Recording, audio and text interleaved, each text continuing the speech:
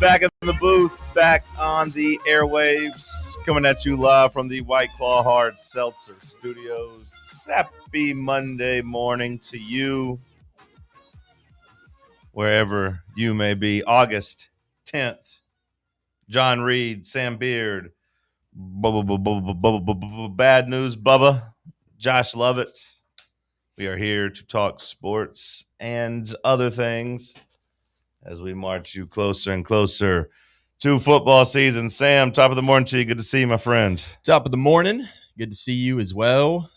Solid weekend. Getting closer and closer to football. Feel like this weekend was like one of my last summer feeling weekends, and then we're going to kind of get into the nitty gritty here. More football highlights coming up on your feed. Preseason football. Titans playing this week. That's good enough for me. So we're officially back. It feels good, but solid weekend in Atlanta. Got my Allen Jackson bobblehead. Feeling great. Did they win that game that night too? Yeah, they absolutely smoked them. There was like a huge rain delay in the game, but yeah, they won like 11-3. Good deal. 2 Acuna home runs. Oh, Matt Olson homer. It's a good night. Last Braves game I think I've went to was probably a decade ago at this point, but it was 2 home runs in the ninth to win it. Oh, yeah, nice. And I said, I think the Upton brothers. I don't know if you remember the game where they both hit home runs, but one hit one to tie. I think Justin hit one to tie, and then BJ hit one to win it, I believe is how that went in the ninth inning. I know what game you're talking about. And I was like, you know what? That's a pretty good one to end on. And I don't think I've gone back since. Okay. Yeah. Maybe you can check out the new stadium. I don't think I ever have. I've gone down to the Battery and like been around like a game, watched a Kentucky Derby there one year, but like I don't think I've ever actually been to a game there. Don't know when I will. I was worried coming in on Allen Jackson bobblehead night because we got there, I don't know, probably 20 or 30 minutes after the gates open, and we were like, surely we're going to get a bobblehead. And then as we're making the walk across the bridge, there's people going the opposite direction away from the stadium with like 3-4 bobbleheads in hand, and I just know these are scumbags that bought like 4 $10 tickets, and they're going and getting 5 Allen Jackson bobbleheads, and they're selling them on eBay for $200 a pop. So I was making them all feel bad on the way, like driving walking the other direction. I was just talking loudly with my girlfriend and her grandpa. I was like, I bet people just bought 4 or 5 tickets and then just got a bunch of bobbleheads, and they're going to resell them on the secondary market. And there were 3 people that like smirked at me as they walked by. Boo that man. And I did look them up on eBay. They're like $150 right Okay, I was going to say, I'm trying to look them up right now. Yeah, there are people, which kind of makes me mad that I didn't try to snag an extra one, maybe for a profit. Yeah, maybe you should have spent more time thinking as an entrepreneur. Yeah. Versus shaming people for trying to make $1 out here in this economy. Yeah, any way you can do it, I guess you gotta try. Bubba, top of the morning to you. Good to see you again. Good to see you too, John. Bubba and I broke some bread yesterday. He came to my engagement party. Let's go, Bubba. We ate some pizza. Saw Cody McClure, too. A lot of people always checking in, wanting to know about Cody. Cody looked good. Cody's on his health journey. I think he's lost some weight. Good for him. The way I can tell is like, the inward half shirts, they only come up to 3X. Uh-huh. And he was always either like, I can't really fit one, or if he did, it would be like almost busting at the seams. But he was comfortably wearing the shirt. Let's go. I told him he looked good. So Cody, if you need any more, hit me up. He's been on his health journey, and it sounds like he's got things working in the right direction. He looks good too.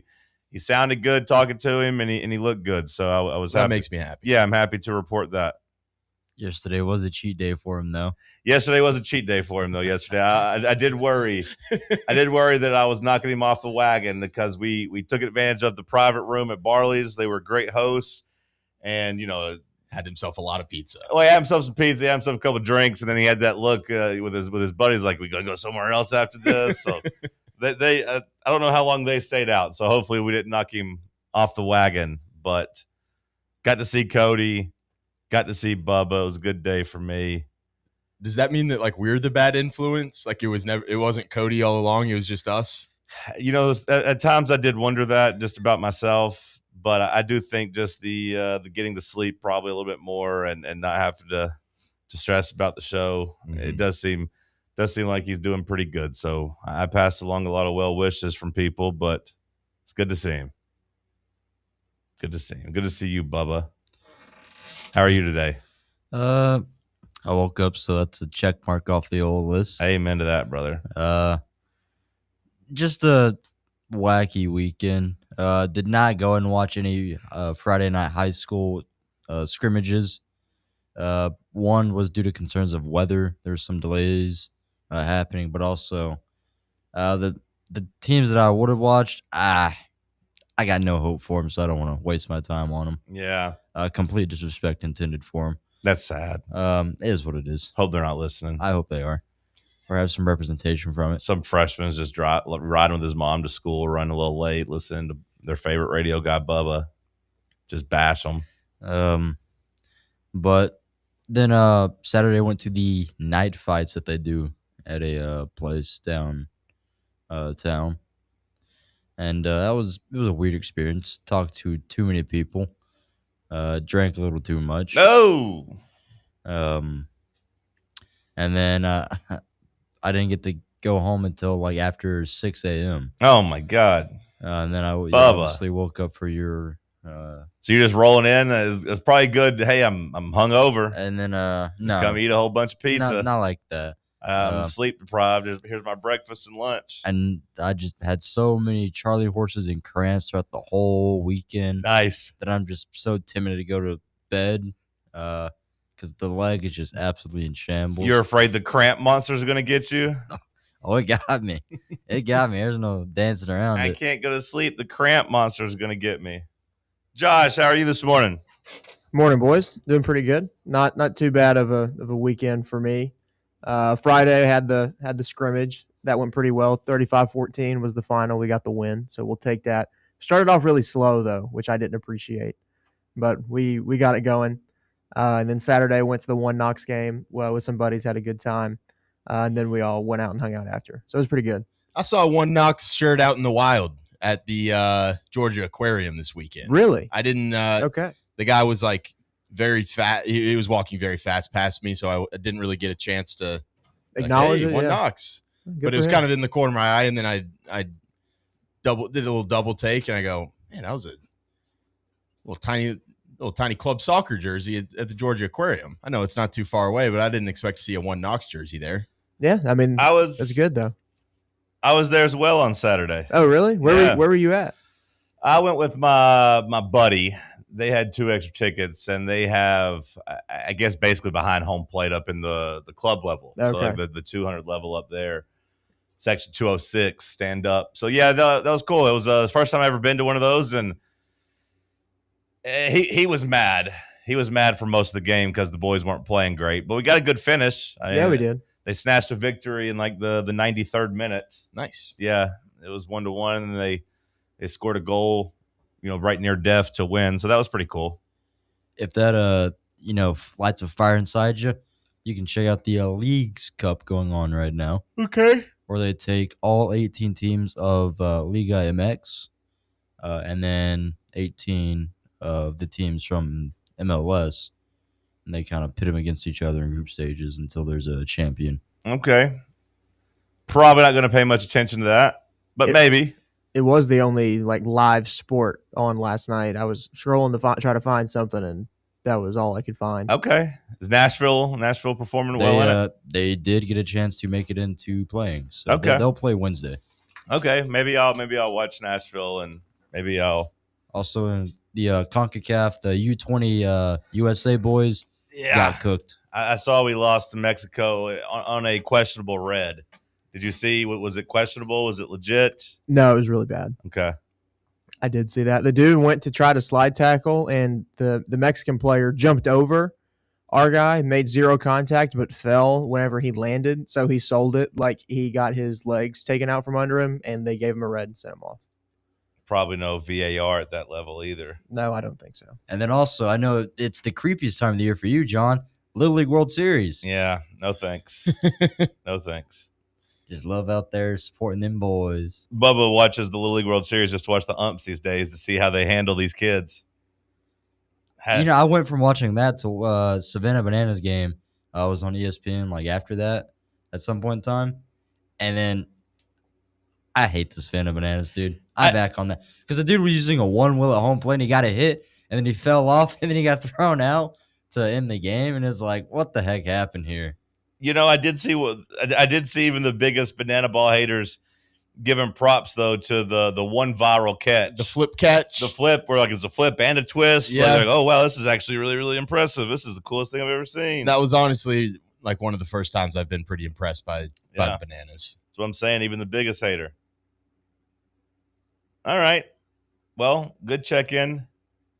I really hope this AC kicks in. I was trying to check it on. I don't feel like it's on. It should be on. That's going to lead to me getting pretty angry and hostile. Toasty. Yeah. I don't handle the heat very well, Bubba. Yeah. Can't park, don't growl. I don't know what the hell that means, but okay. Can't bark, don't growl. He said can't park. I thought he said park too. Yeah. I'm just going to give up speaking privileges for a while. Yeah, we'll at least do it for like 3 minutes as you send us to break. We'll come back. We'll get set up.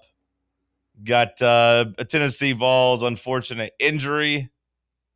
Got a quarterback update.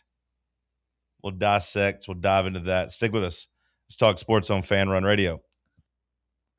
Big Orange Country's home for sports. This is Fan Run Radio. What kind of day is it? It's a White Claw day. Grab a pack, grab your friends. Everything else in life can wait. Your friends shouldn't. Let's go. White Claw. Grab life by the claw. Please drink responsibly. Hard seltzer with flavors. White Claw Seltzer Works, Chicago, Illinois. Golf Envy Farragut is the premier indoor golf experience you've been looking for. And right now they are offering a limited number of founding memberships. Golfers can reserve their spot for just $150 before their September grand opening. Founding members receive 90 days of unlimited guest passes as well as an exclusive risk-free first month. That's right. Try out Golf Envy with no obligation. Give it 30 days, and if it's not the right fit for what you're looking for, your first month's dues will be refunded. Members will get access to their Golf Zone 2 Vision NX simulator technology, the most realistic simulator on the market, where they can play more than 300 courses and compete in leagues and tournaments with players all across the country. Golf, rain or shine, 24/7, 365. To learn more and become a founding member, visit their website at farragut.golfenvy.com/presale. Welcome to Axle Logistics, where excellence isn't just a goal, it's an energy. As a leading third-party logistics company, Axle is powered by an award-winning culture built on a work hard, play hard mentality. Here, the drive for success is contagious and hard work never goes unnoticed. Whether you're just starting out or looking to level up, Axle Logistics is the place to launch your career. Join us and take your ambition to the stars. To learn more, visit axlelogistics.com. Hey, Vols fans, Cody Brown here. I grew up right here in Tennessee and know what it means when someone says, I've got your back. That's why you can trust Farm Bureau Insurance of Tennessee. Whether it's your home, your vehicle, your family's future, or the business you built from the ground up, we will show up for all of your insurance needs. We are Tennesseans who understand what matters, which is doing right by you. Insurance is not all about just paperwork and policies, but it's about the people we insure every day. So if you want insurance that hits home, give me a call at 865-992-3871.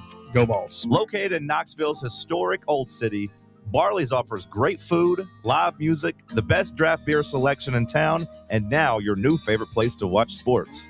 Their indoor projector is perfect for any weather, and they've revamped their upstairs area with more TVs to take in all of the action. Their menu features hand-battered chicken tenders, juicy burgers, fresh salads, and the tastiest pizza in Knoxville. You can enjoy their happy hour drink specials daily from open until 6 p.m. Barley's Tap Room and Pizzeria. Hi, this is Dr. Stephen Malone at Knoxville Smiles. Has it been a while since your last dental visit? If so, I'd like to invite you to come see us. At Knoxville Smiles, it's our vision to provide the best dental care in town in a relaxed, friendly environment. So if it's been a while and you've been putting it off, don't wait any longer. Come see us at Knoxville Smiles. You can schedule an appointment online at knoxvillesmiles.com or by phone at 539-1776. Are you ready for the start of a new season? Maybe looking for your team to go on a tournament run? Get game day ready with Crumble. Head on over to your nearest location and pick up 12 pre-selected cookies plus exclusive toppers.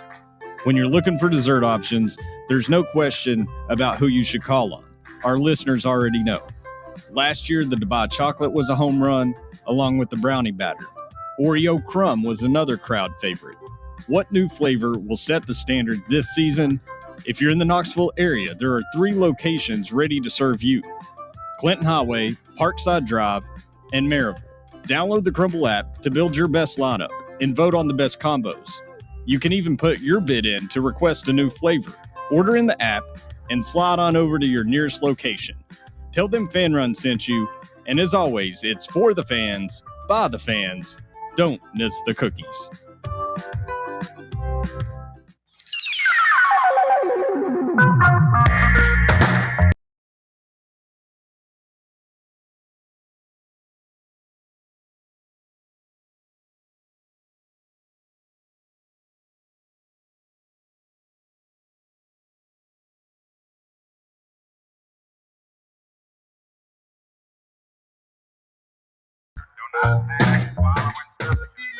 Well, we made it through 1 week of camp, and we've got 2 defensive injuries that will sideline players for their season.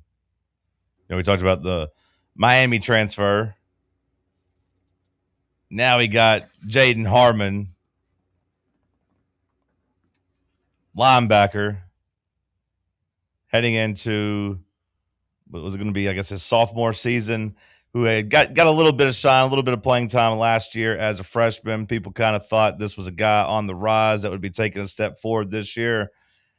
And the former 4-star not going to get a chance to play in that second season in 2026, at least, as he has suffered a season-ending injury.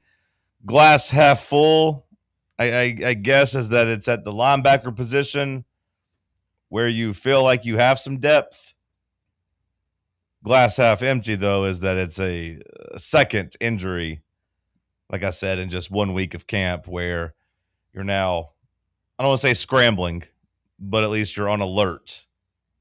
There's always a tipping point number when it comes to injuries. I don't know where we're at on that scale. I don't think we're there yet or approaching it just yet, but as they start stacking up, it does give you a little pause for concern. Yeah, training camp injuries suck, no matter what level it's at, and it's just one of those things that you're so close to football happening that you just hate when it does happen. Obviously, it's just how the game goes, but yeah, I mean, that's a kid that had a lot of, showed some flashes, like you said there, in his freshman year, and is a guy that, flies around the field and you feel like is somebody that can kind of maybe bring some different elements to the game in that linebacker room. But it's a deep room. It's a group that, you have felt really comfortable with all offseason long. I think early in the season now it becomes a little bit more of a depth concern, again, like with that Georgia Tech game with Arian Carter out as well as Jaden Harmon out. You're asking a lot of, Jaden Perlotti and those guys kind of behind him. But I feel like we've also heard some really positive things about this Braden Roos kid, the true freshman. So, next man up mentality, and some of those guys have got to go up and grow up early, I guess, in this program. Yeah, like I said, it's a position that you feel like you have depth at. So if you picked, a position to maybe take an injury to one of your backups, this would probably have been it. Maybe wide receiver, as well. Those are your 2 deepest positions. But like I said, at a certain point, when you just start running out of bodies, you start worrying about the momentum. So with that though, because I know like once you get to a very competitive level of football, you're not willing to risk moving guys around. So it's like, as Sam mentioned, going down to Braden Roos, the freshman coming in, right? Like instead of playing him, would they move over Edwin Spillman, back up from middle linebacker to playing this outside? Or Is that something that they probably wouldn't just because like certain assignments? I mean, I would imagine, Bubba, that they are, they've talked about trying different guys at different positions just to try to find depth, at cornerback. We talked about that where you had Joel Wyatt's already getting reps at corner to try to see if he could help the team there. Because I do think that when you get to this point on the schedule, all the offseason work is pretty much done. This is now considered in season. And if I was a player, my focus would be on trying to get on the field to help as much as possible. Unless I was like an established starter that had my position. I was like, hey, I really want to play left tackle. I don't want to play right tackle. Hey, you promised me that. Otherwise, unless I'm somebody that's got, money tied up and promises made or whatever, NFL futures, whatever, which is only probably like 2 or 3% of the guys, like two or three players on the team could probably have that pull at this point to be like, hey, no, I'm not switching positions. Everyone else should be like, hey, what's the best thing to do to help the team? And what's the best thing to do to help me get on the field? Especially now with the new red shirt rules and, the laxed 5 years, you don't really have to worry about how many games you play because you just got 5 years to play 5. So it's not like, if I come in and play a couple backup snaps here, I'm ruining my future. None of that should matter anymore. It should just be, how can I get on the field? How can I help the team?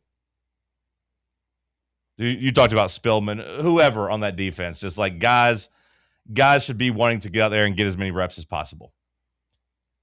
Do we need to worry about a substation across the street from our practice facility? Because we do have one, kind of. Do we? Oh, yeah. That's right there. I don't like thinking about that this week as the Titans head to San Francisco. I'm terrified, John. Yeah. That's why I'm bringing up the substation. Well, I saw somebody else from another team tore an Achilles on that field last weekend. I don't want to go to San Francisco. Can Carnell Tate fake like a stomach bug? Mm-hmm. Can we get him like 7 Chipotle bowls today? At the very least, does COVID still work as an excuse? I came down with COVID. Got to isolate. Got to stay off. Please no. Josh, your thoughts on the Jaden Harmon injury? Yeah, obviously, like Sam said, you never like to see one of your guys go down, no matter if he's a starter or a depth piece. But when I saw the news yesterday when it came out, my first thought was, well, at least we're deep there. Yeah, and we've got guys that we feel like can play there, and we have a lot of them. So obviously, he already made the point. Georgia Tech's kind of getting a little dicey. Maybe it won't matter against Furman, or it shouldn't matter against Furman. But even for the Georgia Tech game, I think we've got enough pieces there to be okay. But we can't afford another one. I know that. We've still got a solid 3 or 4 weeks to go through fall camp, so we'll see how they monitor that. So overall, I hate it for the kid. It's never fun. I've seen plenty of them. One of my good friends last year blew his knee out in fall camp, and that was the end of his football career. And he was only a sophomore. That was the second time he blew his knee out, so he just called it. Nobody could blame him. It sucks. It's part of the game, though. But not super concerned yet. Hopefully, we don't have any more of these going forward. That was the, I guess, negative updates coming out of camp. Depending on how you view it, there's a potential positive update coming out of camp. Again, depending on how you view it, but of people saying that the quarterback battle, maybe not that foregone conclusion, that George McIntyre outperformed Faison through week 1. Now, everyone keeps also reminding you that the scrimmages is what matters the most. The scrimmages will tell the story, but maybe the coronation of Faison Brandon that I've been leading the charge on, maybe a little premature. Sam, do you buy that, or are you having flashbacks to last year this time when, it was talked about Merklinger having a legitimate chance of unseating Joey? Just gotta stay steady in this fight here, John. Can't let it beat you now. I still feel confident that it'll be Faison Brandon once you get into that game scenario, like you're saying. I kind of feel like this has been what's been advertised so far is like George looks pretty solid in routes on air, but then when you kind of put the pads on, you got pressure coming at you, and you feel like some of that processing ability kind of gets sped up and, just gets a little bit frazzled at times. And I feel like that's kind of what we were, hearing out of the spring game and in spring practice and all that stuff. So to me, it's more of just all right. Let's wait till we get into some kind of game scenarios and stuff like that, and wait and see. And it's a long camp, it's a long battle.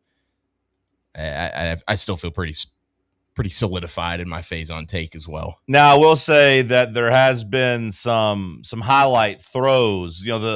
The media team, the social media team over on the Hill has done a pretty good job of cutting up some highlights, but there's been a couple dimes that have made the highlight reel that George is getting credit for throwing. Some of him off the screen dropping in dimes, but then I saw one yesterday of him having a nice little rollout sideline pass. So at least he is flashing on some highlights. And you said on air, and not necessarily the game situations, but they were like at least like the 7-on-7, or at least the drills, the individual, cornerback going up against a wide receiver type of drill, which is a step above air, of course, but still a rung down from an actual game.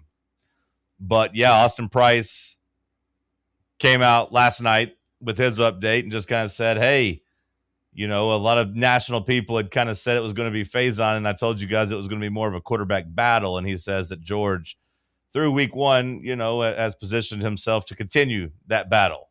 But then, he said, hey, going to come down to the scrimmages, which I think we've all been kind of saying. But at this time last year, the update coming out of camp did read as a battle with Jake Merklinger. Just reading the updates coming out of practice this time last year, they had the numbers. Okay, we got Merklinger 9 of 10, Joey 7 for 12, McIntyre 9 for 9. Aguilar got off to a pretty brutal start, throwing all 5 of his completions in a row. There were bad drops from some receivers. His pass was bit behind Staley across the middle. While Aguilar didn't get any help on a couple reps, he also misfired on a couple.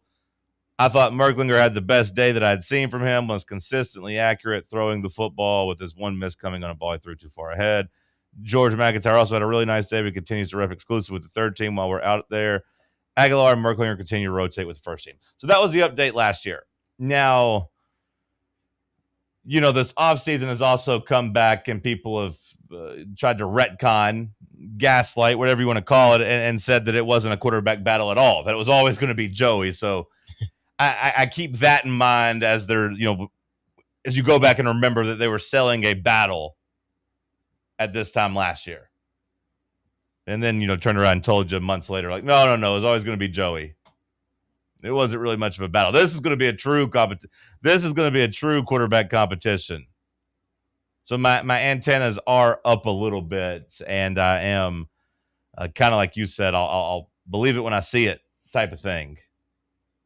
And I feel like at this point in fall camp, like you do, maybe you just want your guy to be totally setting himself apart. But in a scenario like this, where it is 2 quarterbacks that don't have that most experience, like I do think I want some kind of healthy competition and some back and forth, and finding out which guy is that competitor. And I got the feeling that he had a better week at practice than I did. All right, well, I'm going to come back next week and I'm going to show it to them and show it to this team and prove it to myself type of thing. I think a lot of this is healthy competition aspect. So I think it's a solid thing for us as well. That's one way to look at it, is that the better the quarterback competition is, the better the quarterback that wins it's going to have to play.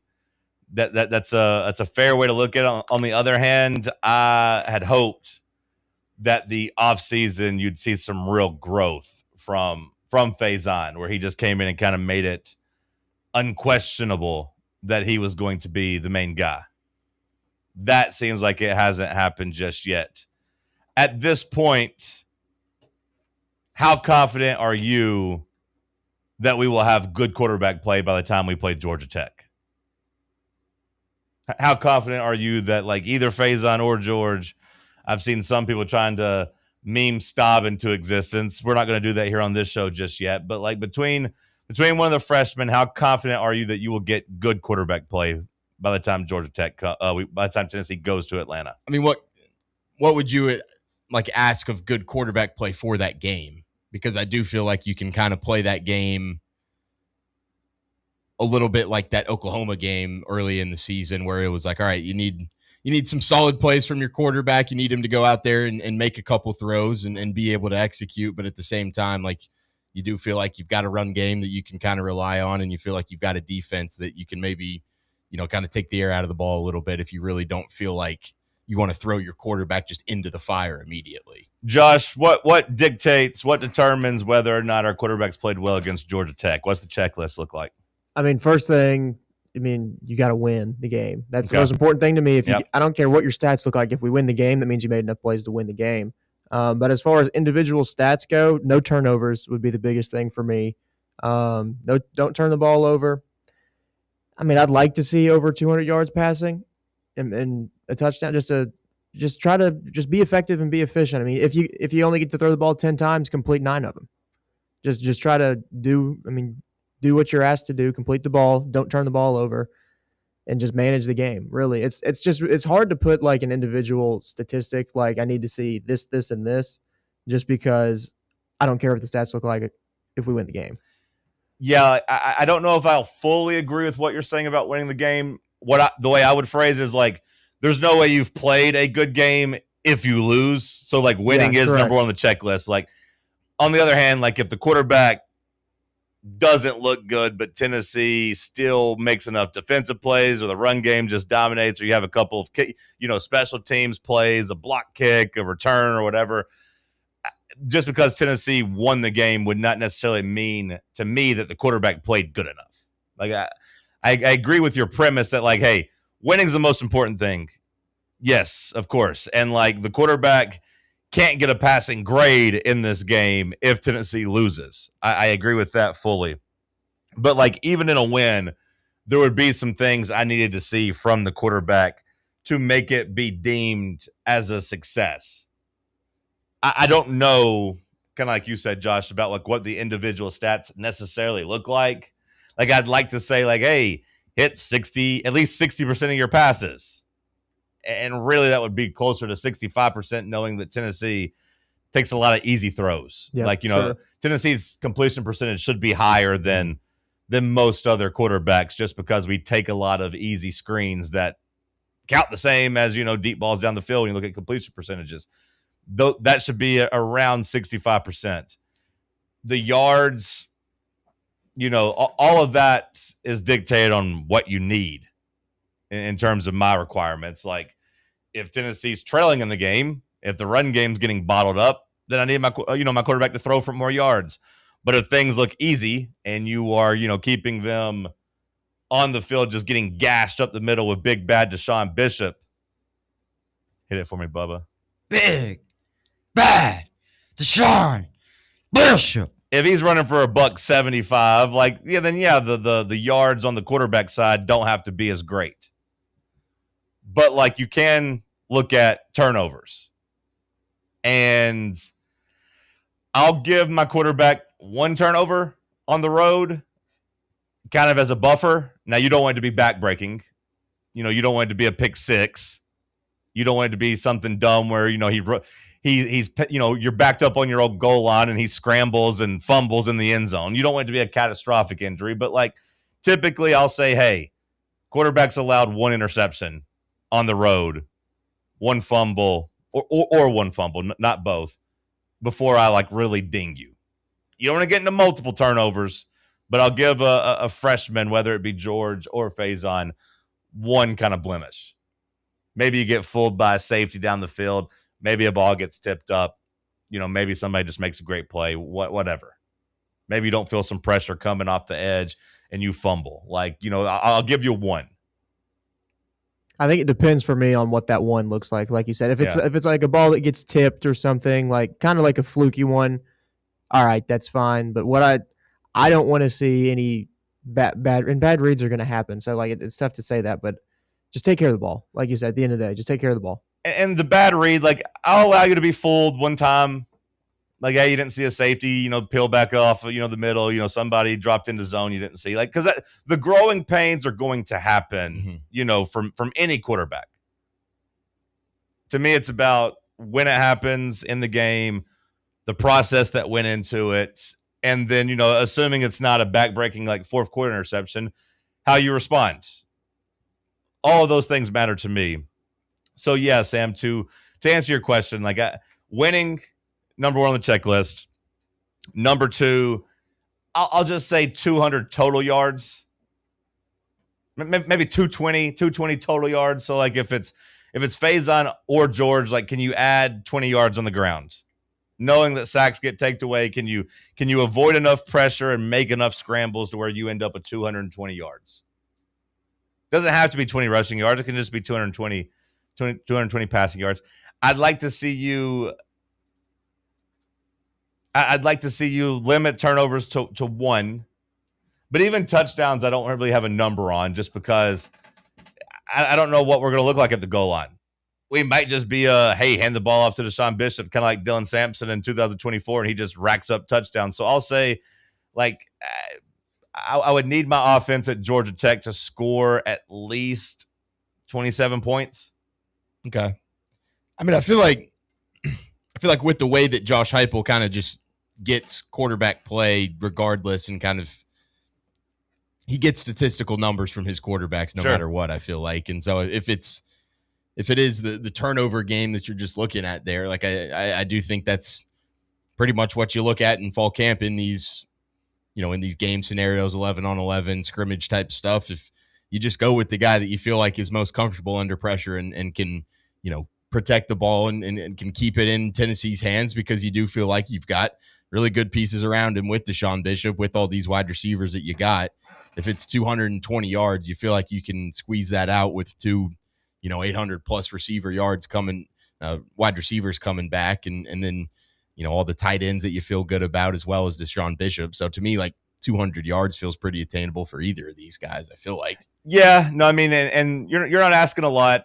You're not asking a lot, but I imagine that's going to be Tennessee's mentality this year, is not to ask the quarterback a lot. To me, it's going to look a lot like 2024, at least early on. We'll see if the defense can do their part like, the 2024 defense did. But,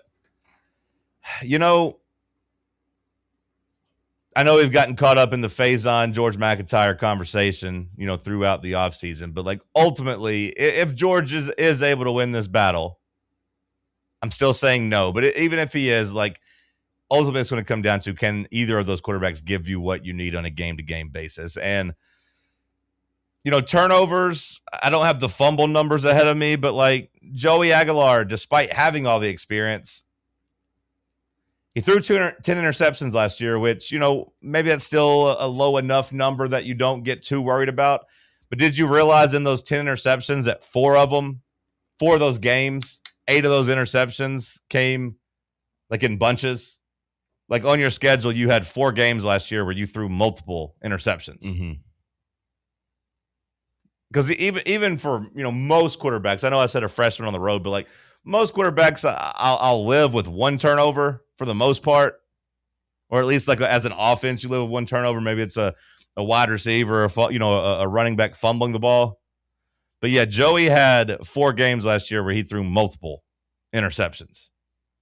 Now, one of them was New Mexico State, so maybe you don't necessarily get too freaked out about that. But, like, maybe the warning signs were a little bit there when he was only threw for 200 yards and 1 touchdown and 2 interceptions in that game. But against Georgia, you threw 2.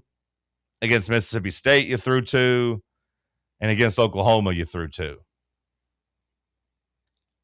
It did feel like whenever it happened to him, it kind of snowballed a little bit. So, I think that's that's obviously what you don't want from one of your young guys, is that kind of snowball effect. And you want the guy that, you feel like has the best mental makeup to say, all right, snap and clear, we're going to get on to the next play, and we're not going to let that affect us, and, turn that into something that just keeps going and going. Let's go to break. We'll come back. We'll continue the conversation on the other side. We'll check it on the Freaks on YouTube, see if they're worried at all about the defensive injuries or the quarterback update. Stick with us right here on Fan Run Radio. Check out exclusive Fan Run video content on YouTube. Just search Fan Run Sports and be sure to like and subscribe. Blackford Veterinary Surgery Referral specializes in surgeries not regularly performed by your pet's general veterinarian. They're currently accepting referrals from vets all across the country. With their newly renovated state-of-the-art surgery center and highly trained staff, clients can rely on professional and thorough care. If your vet says that your pet needs surgery or rehab, ask for a referral to Blackford Vet and let them get your best friend back on its feet. Located conveniently in West Knoxville. For more information, visit BlackfordVetSurgery.com. Citizens National Bank. Life is more fun with a Good Life account, offering extra benefits, including bank travel. Experience the trip of a lifetime to Ireland. Explore rolling green hills, historic castles, and charming villages across the Emerald Isle. Get in on the fun. Call 865-429-7935 today. Citizens National Bank. Banking never felt so good. Member FDIC. eBay Motors is here for the ride. Go ahead, feel your engine. Admire that perfectly installed exhaust. Your vehicle's moving along this freeway like it was made from fresh installs and a whole lot of love. With eBay Motors, you get over 122 million parts to keep it running. And with eBay Guaranteed Fit, they'll be the perfect fit every time. Plus, at these prices, well, we're burning rubber, not cash. Keep your ride or die alive at ebaymotors.com. Eligible items only. Exclusions apply. Smoky Mountain Brewery is the place to be for game day. From the moment you walk in, it's wall-to-wall big screens, making Smoky Mountain Brewery the perfect place to watch the Vols or your favorite team in action. With locations in Turkey Creek, Maryville, Pigeon Forge, and Gatlinburg, you're never far away from a great time at Smoky Mountain Brewery. Try one of their world-famous microbrews like Black Bear Ale, Mountain Light, or Cherokee Ale. Juicy burgers, wings that bring the heat, and delicious handmade pizzas made with hand-tossed crust from the freshest ingredients and their own special sauce from a secret recipe, topped off with hand-grated cheese and farm-fresh toppings. And don't forget, those famous microbrews are also available in kegs for your next party or in 6-packs and growlers to go. So grab your crew and head to Smoky Mountain Brewery and tell them Fan Run Radio sent you. Smoky Mountain Brewery. Eat local, eat good. Tired of spending your weekends working in the yard? Let ECR Total Landscapes handle it for you. We'll take care of de-weeding your flower beds, leaf blowing, trimming, mulching, and more. Let us do the heavy lifting so your landscape looks great. Right now, get 10% off your first month of our monthly maintenance package when you mention promo code FANRUN. Reliable service, great results, and more free time for you. Call us today at 865-384-2012 or visit us online at ecrtotallandscapes.com. A brand built in Tennessee and born from the love of the game, Inward Half revolutionizes golfing comfort. Crafted by a former pro and dedicated enthusiast just like you, our luxury performance wear guarantees you stay cool and comfortable through every swing and every day. We're not just a brand. We've set out to create a lifestyle for those who understand that impeccable style and premium performance are a hole-in-one. Enjoy the walk-in with Inward Half.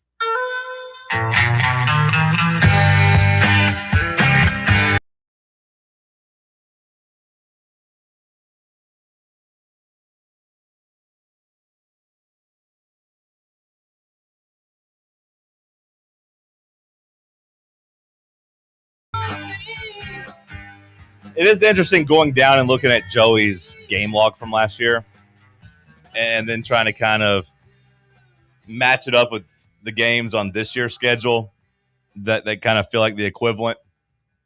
So, like, for example, like this year's Georgia Tech game, the closest thing we had to it last year, you would say, was the Syracuse game, right? Like playing them neutral site, not a true road game, of course, but like that's your ACC non-conference opponent. Sure. One of Joey's better games, I would say, at least in terms of creating big plays and scoring points. 247 yards, 57% completion, 3 touchdowns. Now, obviously, like, no interceptions as well. Like, important to point out. Like, I think we'd all smash the button in terms of taking that, locking that in. If either of your freshman quarterback went out there and threw 250 yards, 3 touchdowns, no interceptions, we'd all take that, right? Yeah. The Georgia game, that's the equivalent of the Texas game here. 371 yards, you hit 2/3 of your passes, 4 touchdowns, 2 interceptions,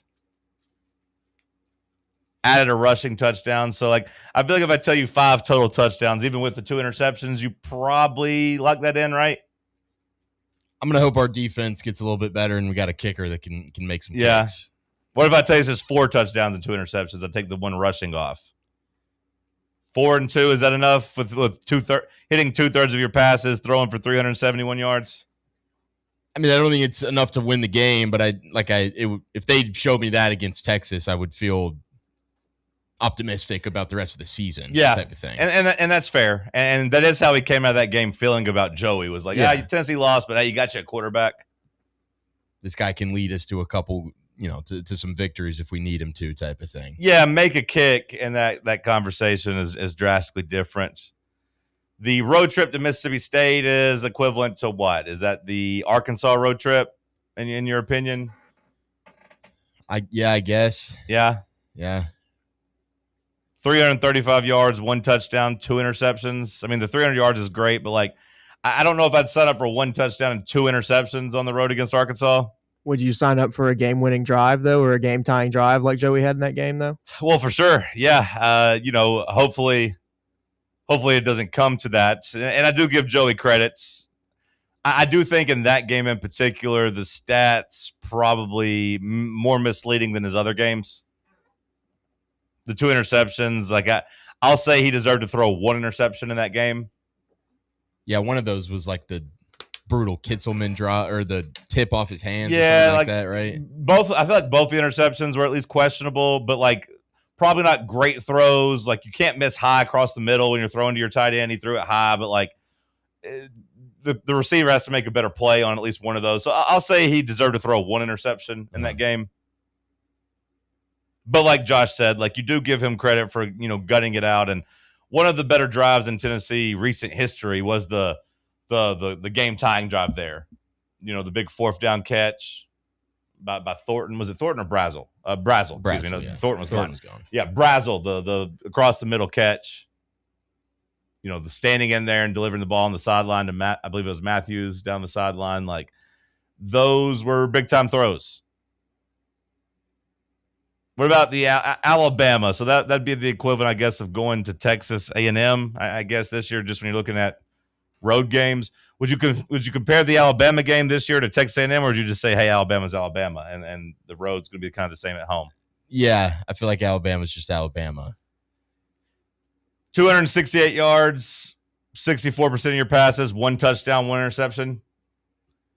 I feel like I'm not going to lock in that mistake in the Alabama game. Yeah, when you say that 1 interception was a pick 6, there's some wiggle room there that your quarterback, could actually improve his performance. Yeah, you could have won that game. He was great against. Felt like he could have. He was great on the road against Kentucky. That's probably his best game overall as of all, in my opinion. I mean, he 77% completion percentage, basically 400 yards and 3 touchdowns. You scored 56 points as a team. Mm-hmm. I would say that was his best game. Oklahoma, that's probably your equivalent, I guess, to LSU. 393 yards, 64% of your passes, 3 touchdowns, 2 interceptions.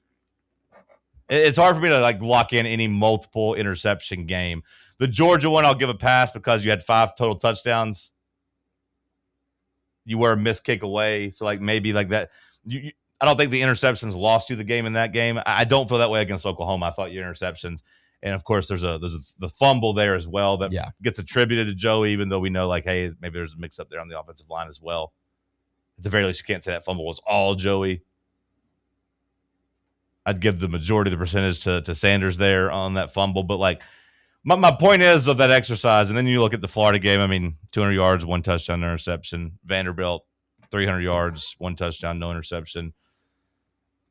Point is, if you go on a game-by-game basis, I don't think it's asking too much for even a freshman quarterback to at least replicate some of that success or replicate some of that output, most of that output, on a game-by-game basis. Now, again, I don't think he should throw for 400 yards against, LSU like he did against Oklahoma. I don't think he should throw against, for 370 against Georgia. But, you can come close to some of that while finding a way to make up the gap against, the Mississippi States, even the Alabamas of the world. Well, to me, the thing would be, you talk about these multi-interception games that Joey had, and it is interesting to me that a lot of them come in the games that he was just slinging it, and he's got 375 plus 390 or something like that, whereas to me with this freshman quarterback or this young kid, I would take, hey, let's subtract one of those interceptions at the least if we can take both of them away, but maybe we have 75 to 100 less passing yards. I think I would lock less passing yards in with also just not taking the mistakes in that as well. So, 36 attempts against Georgia, 40 attempts against Mississippi State, 44 against Alabama, 45 against Oklahoma. So, let's maybe, the game I said was his best game against Kentucky. He threw the ball 26 times. So, maybe that's a big part of it. Now, look, I know Tennessee, their defense did them no favors last year in terms of, staying off the field. I would say the defense did you some favors on creating turnovers and creating some scoring opportunities, either scoring themselves or giving you short fields. I mean, that happened against Mississippi State. That happened against Arkansas. But at the same time, it was almost like you're playing 7 seconds or less Phoenix Suns basketball. It's we'll give up 2s because we'll come down, we'll try to score 3s on the other end. Tennis, you were playing a breakneck type of pace as far as football goes, where either your defense was getting off the field with a turnover in a short field or scoring, or it was giving up a basket and you were coming back out trying to match that. So I don't think Josh Heupel wants to throw the ball 35 times a game is the point. I don't think he wanted to get up in those high 30s or 40s in attempts. I would say that for this season, with whatever freshman quarterback ends up playing, the sweet spot will kind of come out to maybe 28, 30 at most attempts per game for your quarterback. I'd imagine that would be kind of what Heupel would love to be at. Yeah, I'd say that's fair. You'd want to rely more on Deshaun Bishop, because it's not like Deshaun Bishop didn't get carries last year. 1,000-yard back. So you were just having to play so many damn snaps. Your 404 attempts to go along with those running back attempts is just kind of crazy. I know we play at the fast pace, obviously, like I said, but the defense didn't do a good job of keeping, at least you off the field in needing to score situations in some of these games. Because, ideally, you don't want your defense on the field for a long time. So, it's hard to say, the time of possession. Ideally, you'd want your defense to go out and, force a 3 and out every time, which leads to more offensive plays. But, that wasn't what was happening either. You were needing to go out and score in some of these games. Keep throwing the ball late into the game. Mm-hmm.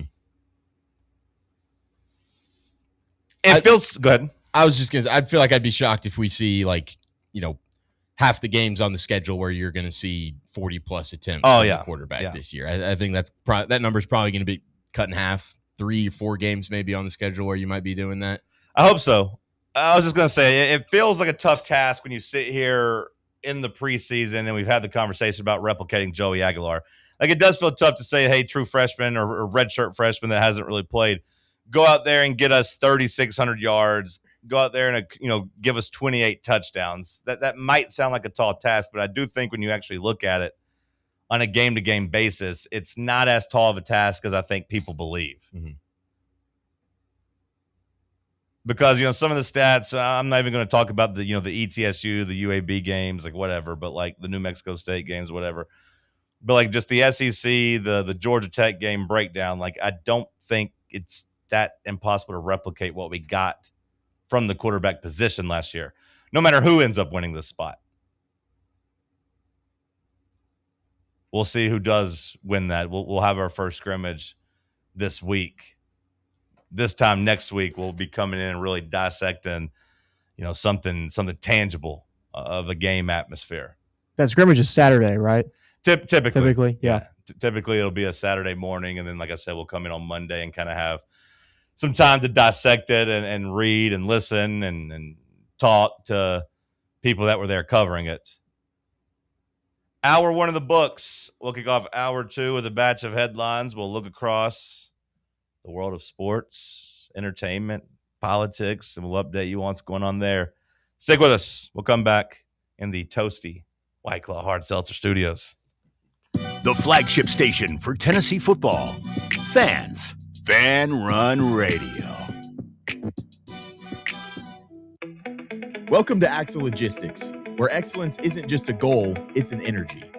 As a leading third-party logistics company, Axle is powered by an award-winning culture built on a work hard, play hard mentality. Here, the drive for success is contagious and hard work never goes unnoticed.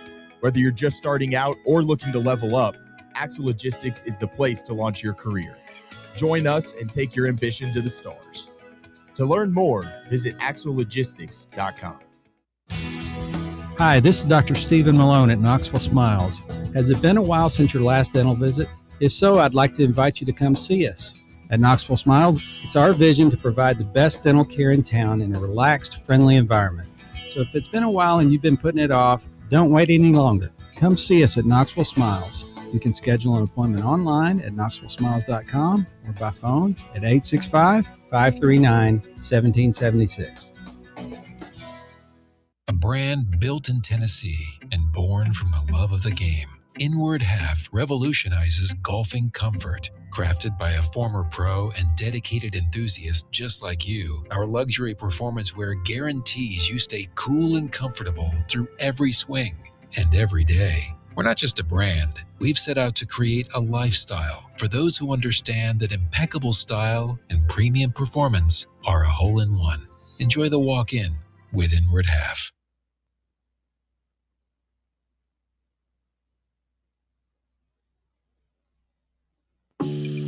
Golf Envy Farragut is the premier indoor golf experience you've been looking for. And right now they are offering a limited number of founding memberships. Golfers can reserve their spot for just $150 before their September grand opening. Founding members receive 90 days of unlimited guest passes as well as an exclusive risk-free first month. That's right. Try out Golf Envy with no obligation. Give it 30 days, and if it's not the right fit for what you're looking for, your first month's dues will be refunded. Members will get access to their Golf Zone 2 Vision NX simulator technology, the most realistic simulator on the market, where they can play more than 300 courses and compete in leagues and tournaments with players all across the country. Golf, rain or shine, 24/7, 365. To learn more and become a founding member, visit their website at farragut.golfenvy.com/presale. Barley's has live music on weekends, general team trivia on Wednesday nights at 8 p.m., and now live sports trivia courtesy of the Knoxville Trivia Guys every Thursday night upstairs. The game starts at 7 p.m. and is free to play for everyone, so head on down to the Old City and show off your sports knowledge and win gift cards to Barley's. Use those gift cards to buy some delicious food and drinks, and you can take it all in with their wide selection of TVs and indoor projectors. Barley's Tap Room and Pizzeria.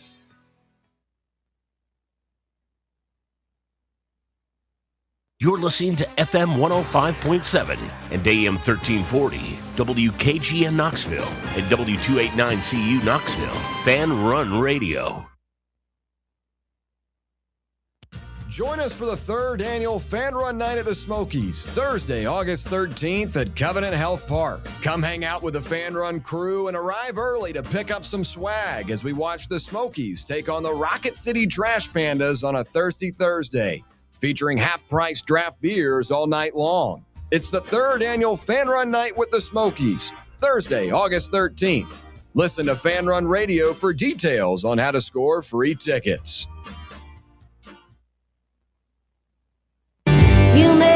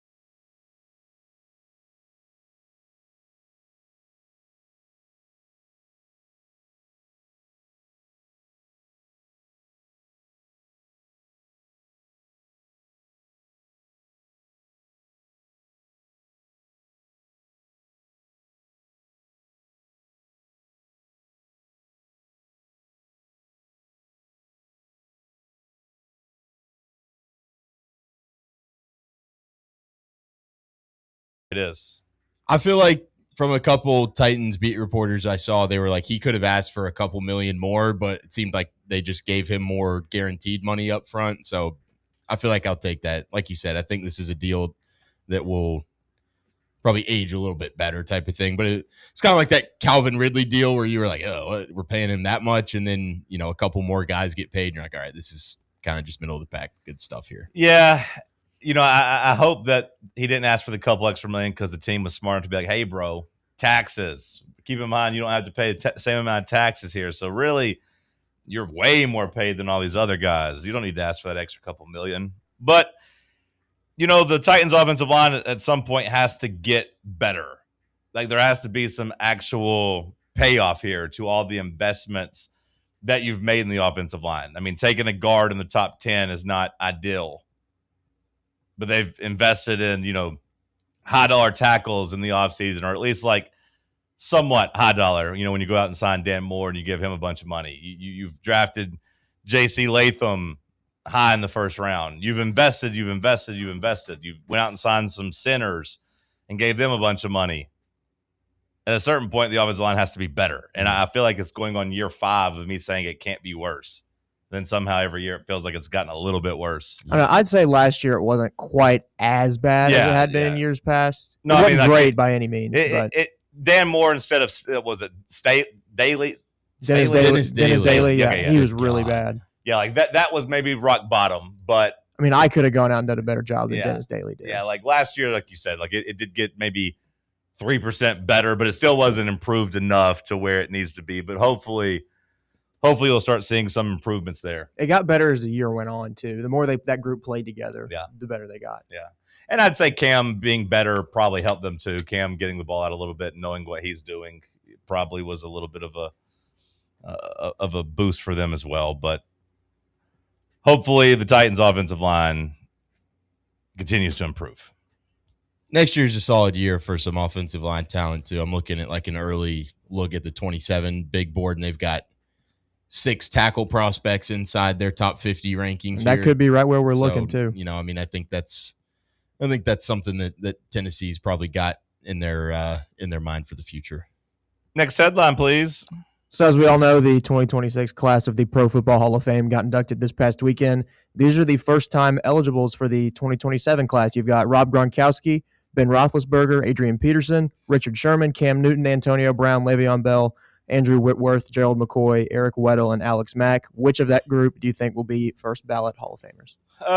Let me see if I can pull it up. Notable Hall of Fame 2027, because it felt like the first 3 people you mentioned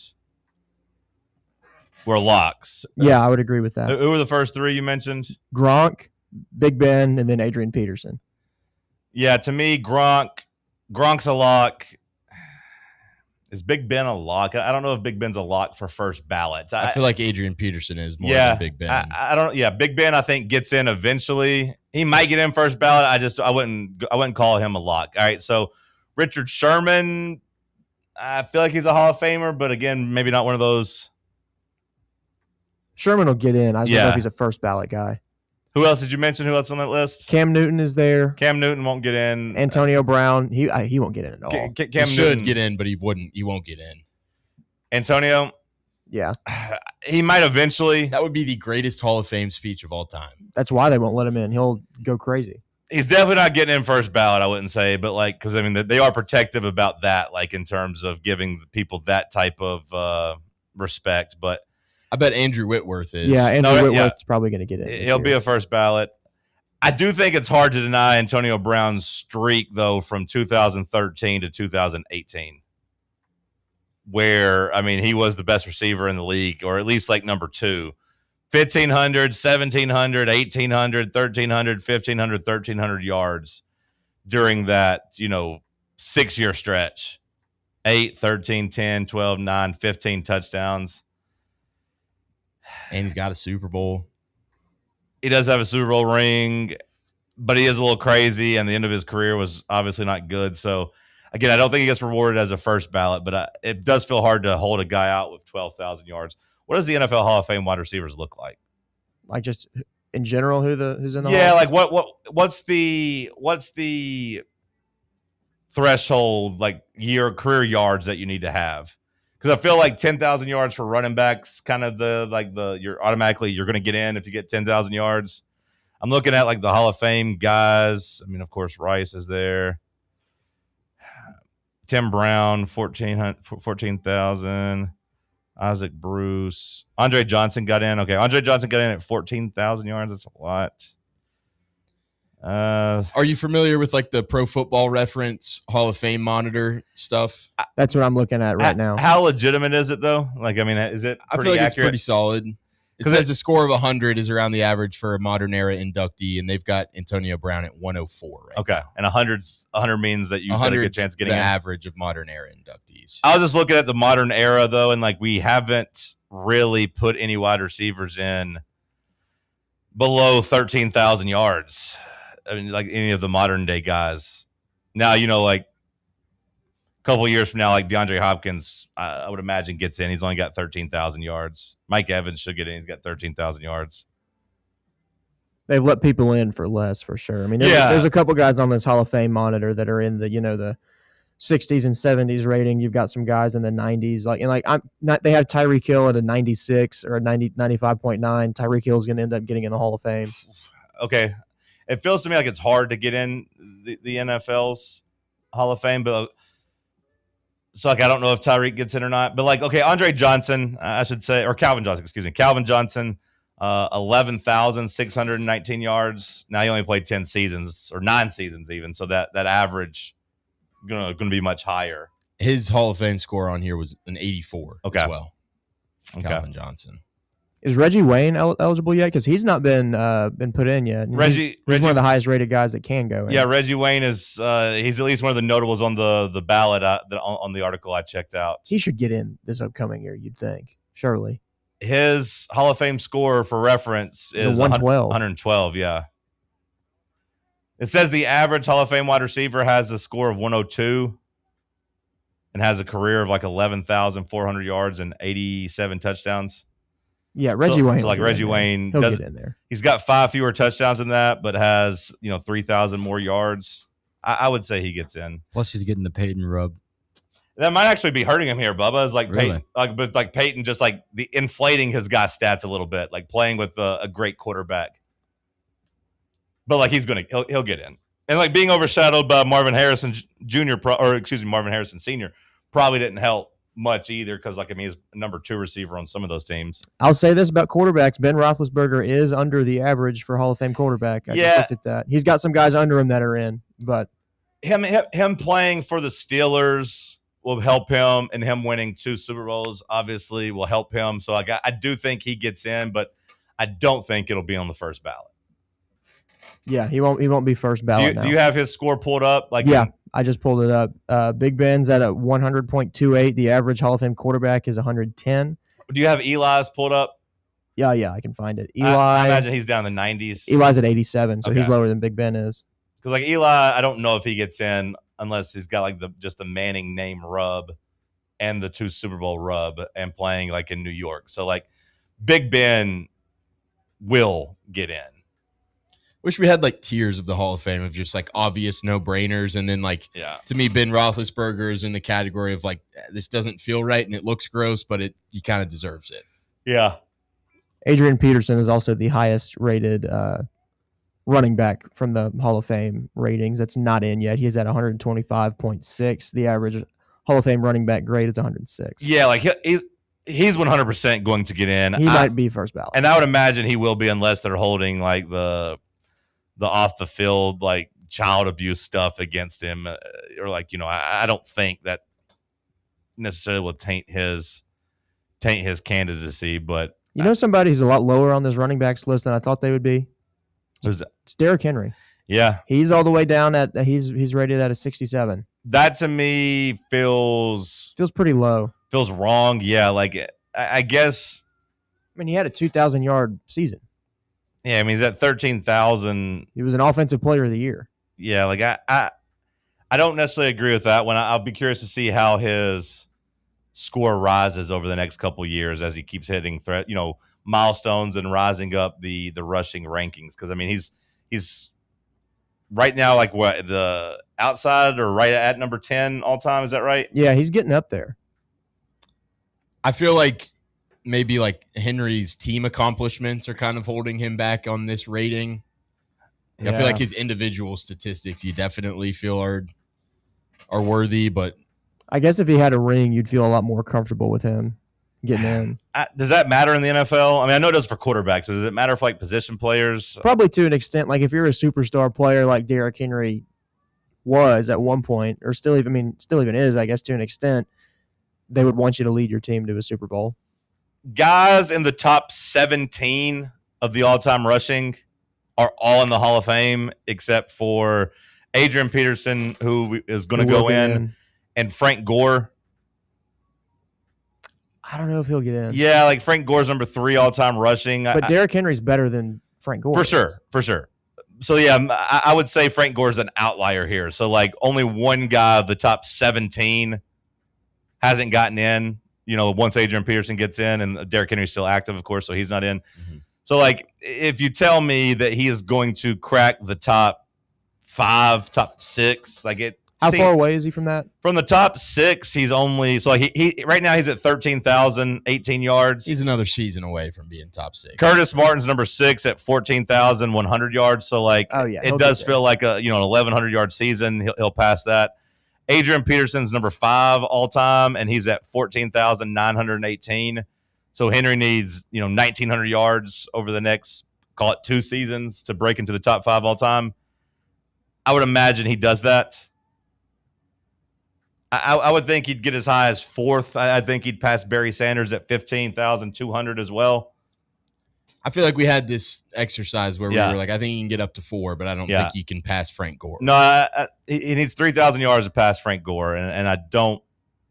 I mean, possibly if he wants to hang on and play that long, he does seem like a genetic freak. Somebody that takes care of his body. Like, we'll see how that goes. Gore played 15, 16 years from 05 to 2000 to the end of 2020. Mm-hmm. But typically these running backs have like 10, 12-year careers. Frank Gore is why I think that substation is BS. That's a fair point, Bubba. It might have just made him stronger. That's a good point. I don't know where they practiced that back in the day, though. We'd have to verify. Or it wasn't built, yeah. Yeah, we'd have to verify how long they've practiced next to that facility. That's very important issues to bring up there. Yeah, we got to bring up we got to do the research there to see how long they've done that. But he played a long career in San Francisco. But yeah, to me, Henry scores low. He'll get in. Okay. Any other headlines? Yeah, I got one more that we'll hit that probably pertains to you a little bit more, and the chat's been asking about it. But former NBA player Enes Kanter has declared for the WNBA draft. And Royce White's former first-round pick. I didn't even see that. Yeah. How do we feel about that? We'll talk about it next. We'll dive into it because I feel like it is the biggest sports story going on right now.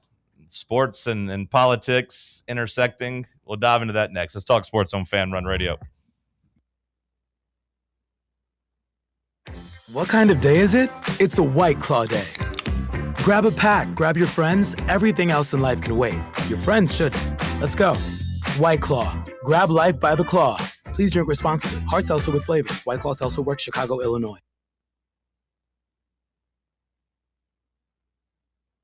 The flagship station for Tennessee fans. This is Fan Run Radio.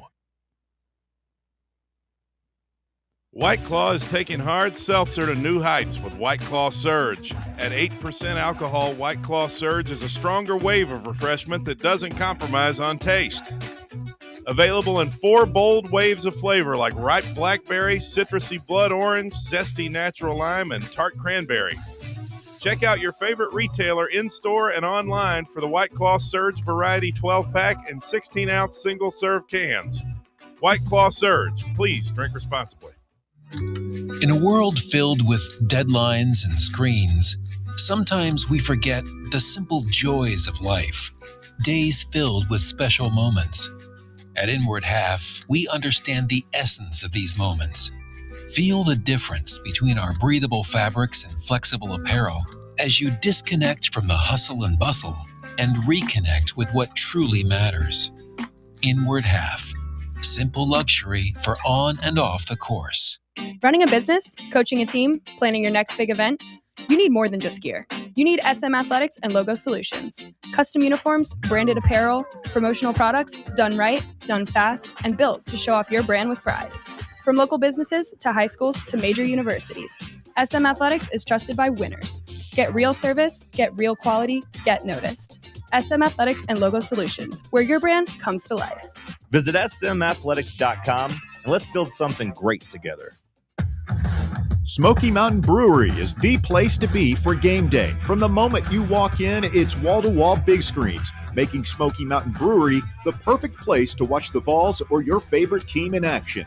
With locations in Turkey Creek, Maryville, Pigeon Forge, and Gatlinburg, you're never far away from a great time at Smoky Mountain Brewery. Try one of their world-famous microbrews like Black Bear Ale, Mountain Light, or Cherokee Ale. Juicy burgers, wings that bring the heat, and delicious handmade pizzas made with hand-tossed crust from the freshest ingredients and their own special sauce from a secret recipe, topped off with hand-grated cheese and farm-fresh toppings. And don't forget, those famous microbrews are also available in kegs for your next party or in 6-packs and growlers to go. So grab your crew and head to Smoky Mountain Brewery and tell them Fan Run Radio sent you. Smoky Mountain Brewery. Eat local, eat good. Vol fans, reimagine your home at Broadway Carpets and Flooring for any remodeling or building needs. With a variety of carpets, rugs, hardwood, vinyl, and stone, Broadway has all the flooring and installation options you're looking for, including pet-resistant products like Pet Perfect Carpet from Shaw Floors. Visit their showroom in downtown Knoxville or the location in West Knoxville located on Kingston Pike near Pellissippi Parkway today.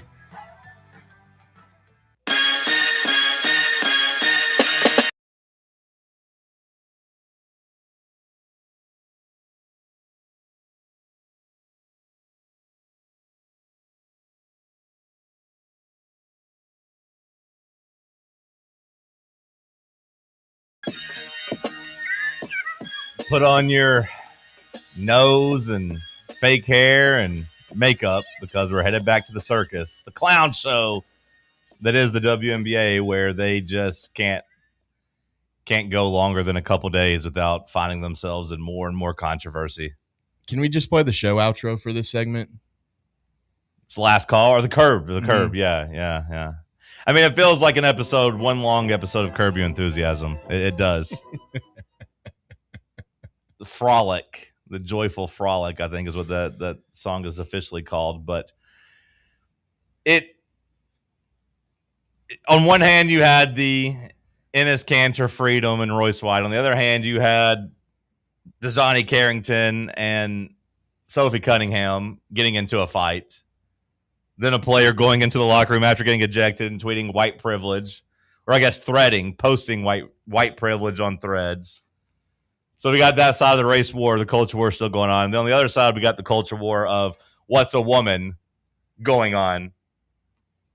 I mean, from far back, this is awesome. I find it a little annoying because I actually watch the basketball, but on the other hand, it's annoying just that, like, to me, there are this is going to sound like a political statement for me, and I promise it's not. I think I truly think I'd feel this way no matter what was happening. I think there are two. I think these two guys, Enes Kanter and Royce White, are two of the biggest losers of the last 15 years in the NBA. Like Royce White, whether or not you want to get into the whole a judge giving him a 50-year restraining order against his ex-girlfriend and kid because he beat him up too bad that the judge said, hey, you can't contact them for decades. But that aside, if you want to, that can't be the guy that's saying here he wants to protect women. You can't, if you are doing this whole WNBA thing and you're doing this thing because you want to protect girls and high school girls and, elementary girls, you don't want them to compete against, transgender boys because you want their protection, that's fine. I think I agree with that. I've said, I don't think it's right for the, men to come in and play against girls. But, you can't make Royce White the guy who, again, a judge said can't contact his kid and ex-baby mama for decades because he beat her up so bad. That can't be your voice of reason. But, even if you don't even want to get into that side, The other thing you know Royce White from in the NBA in his basketball career, Bubba, Josh, Sam, do you know the other part of Royce White's NBA legacy? Is that he was too afraid to get on an airplane. Now look it up. He only played 3 NBA games as a first-round pick because he had a mental breakdown because he was afraid to fly. What year is this? This would have been 2010. This is perfect. The WNBA was having problems with funding for flights, right? He can just take the bus to these games. Not anymore. They charter flights for him now. But like I want to say, Bubba, 15 years ago, like 2010, 2011. I want to say if it was like 20-something years ago, he'd have a valid point. Like 2012 maybe. I want to say is his draft year. Sam, you can look that up maybe. But like, yeah, let's see. Royce White, what you know him for is beating his kid and baby mom up so bad that the judge said you can't see them for decades. A failed political run where he tried to run for office and lost. And again, him being too afraid to fly on planes. 2012. Like, he was too scared to get on the plane. So, like, why is that an issue? Because they fly to get to NBA games. So, like, if you're going to be in the NBA, you kind of have to fly. You can't take a bus whenever they're doing, like, West Coast road trips and stuff. Like, just to be a part of the team, Bubba, you have to fly. That's part of the job. How many more athletic careers have been derailed by the fear of flight? He's the only one I've kind of ever heard of. Well, I mean, unrelated but different sport. Wasn't there a famous coach who refused to fly so he would take buses? Maybe back in the day. But, like, I would imagine that was, like, back in the 30s and 40s when it was a much more feasible thing. Like, when you weren't doing one game in New York one night and then L.A., 2 days later. But either way, like, Royce White. John Madden. He'd have a whole week in between games, too. Like, football, it might work. As a football player, you might be able to do it. Like, I don't know if you saw a story about Michael Irvin, but the Miami running back. I don't know if you remember that story. Yeah, from Mark Hurley. Fletcher. Yeah, that was great. His mom's afraid to fly, so she would drive to every game, and Michael Irvin gave her a new RV for this season. And, like, wrapped it up with, like, Miami Hurricane stuff. It was pretty sick, yeah. And said, like, hey, your family just take the road trip. Because Mark Fletcher's a baller, like, and he deserves that. Like, but like, hey, I don't know, that's part of his NIL deal or whatever, but like Michael Irvin's like, here's an RV. Your family you ain't got to worry about flying. But Royce White, as an NBA player, you kind of got to get on a plane. So again. But as a WNBA player. Again, that's how I know Royce White. Beat up his kid and his baby mama, lost a political thing, afraid to fly, so he tanked his NBA career. And I think only played in 3 games. As a pretty respected first-round pick, like, I mean, people thought he was going to be a good player, but he was too afraid to fly. Enes Kanter, shout out to Big Blue Nation, Kentucky's finest. Like, what I know Enes Kanter from is, like, not being able to play college basketball. They didn't let him play. He had to sit on the bench that whole year. Maybe that's not necessarily his fault, but, like, the visa or the rules around professional basketball, I don't know. He had to sit out a whole year. He got to the NBA, made some good money, had some moments, but, like, one of the biggest laughing stocks when it comes to defense. Like, he is known for, like, hey, a big man that could not play in today's era, that, like, basically his own coach was like, he's unplayable. We can't play him. Because in the playoffs, I want to say in like 2015 or 16, they were just running pick and rolls at him nonstop. And Billy Donovan got caught on camera saying, we can't play him, and took him off the court. Devin Booker making fun of him on social media back around that time, saying, our play is just pick and roll with you, buddy. Why are you trying to talk trash online? So, like, to me, those guys are 2 big losers. I can't believe you're talking trash about a WWE star. Who One is? of your own. Enes Kanter? Yeah. What the hell did he do in the WWE? It must have been a time I wasn't watching. It's just on his Wikipedia page. Also appeared briefly in WWE, former WWE 24/7 champion. Okay, so maybe, yeah. So that was just one of those things you could just come lay on somebody, win a belt, and then get pinned. But, like, either way, like, to me, that's a big problem with this, is the 2 messengers. Royce White, who's trying to grift for some political gain, and Enes Kanter, who literally had a birthday party thrown by him by the FBI. You can look it up. There are people that think he is a CIA plant. Like, he's banned from his country in Turkey because they tried to kill his dad. There's a whole thing there. There's a whole terrorist thing there with Turkey, and like the government was trying to kill his dad. He had a whole movement on it. Either way, he's really in bed with the government. There's a birthday party where he tags, thanks FBI for this party. And, like, it's all FBI agents there with him. So, like, I don't take what he says to be very serious, because I think he has ulterior motives too. So that's my biggest issue with is the 2 messengers. Those 2 guys are losers as far as I'm concerned. Now, the other side of it, of, like, the WNBA being caught up in this transgender thing again. A, they're not going to let those guys play basketball. Like, I think we all know that. Like, that's not going to happen. But B, they might have to come in and put official language in their agreement that you have to be born a biological female, which would eliminate the transgender men who are becoming women, and just say, hey, sorry, you can't play in our league. They might have to go in and do that.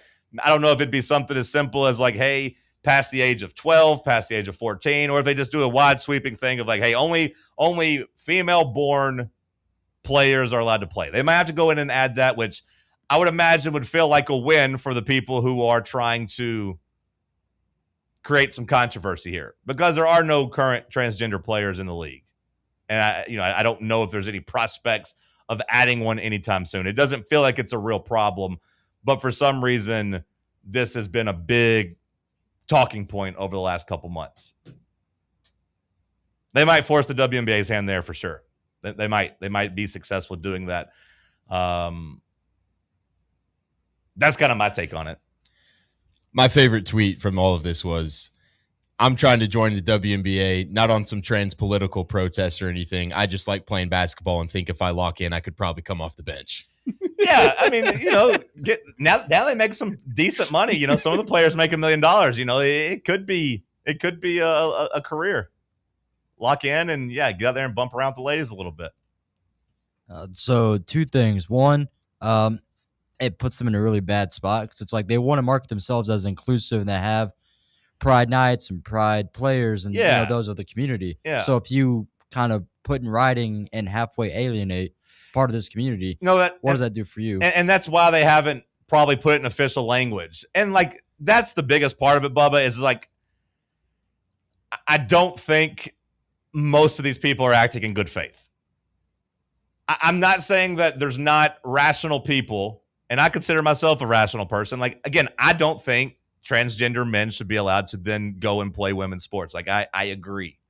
But like, I don't think most of the people are doing it to try to protect young girls playing sports. I think they're doing it to make trans people feel bad and to like continue this culture war. That's how I feel about it. And like, especially when it's Royce White putting on a wig and saying he identifies as a woman sometimes. Like, he's trying to be cute. Enes Kanter wouldn't even commit to the bit and say he identifies as a woman. He's basically just saying he's trying to challenge it because, again, he's an FBI plant, and this is like a culture war moment.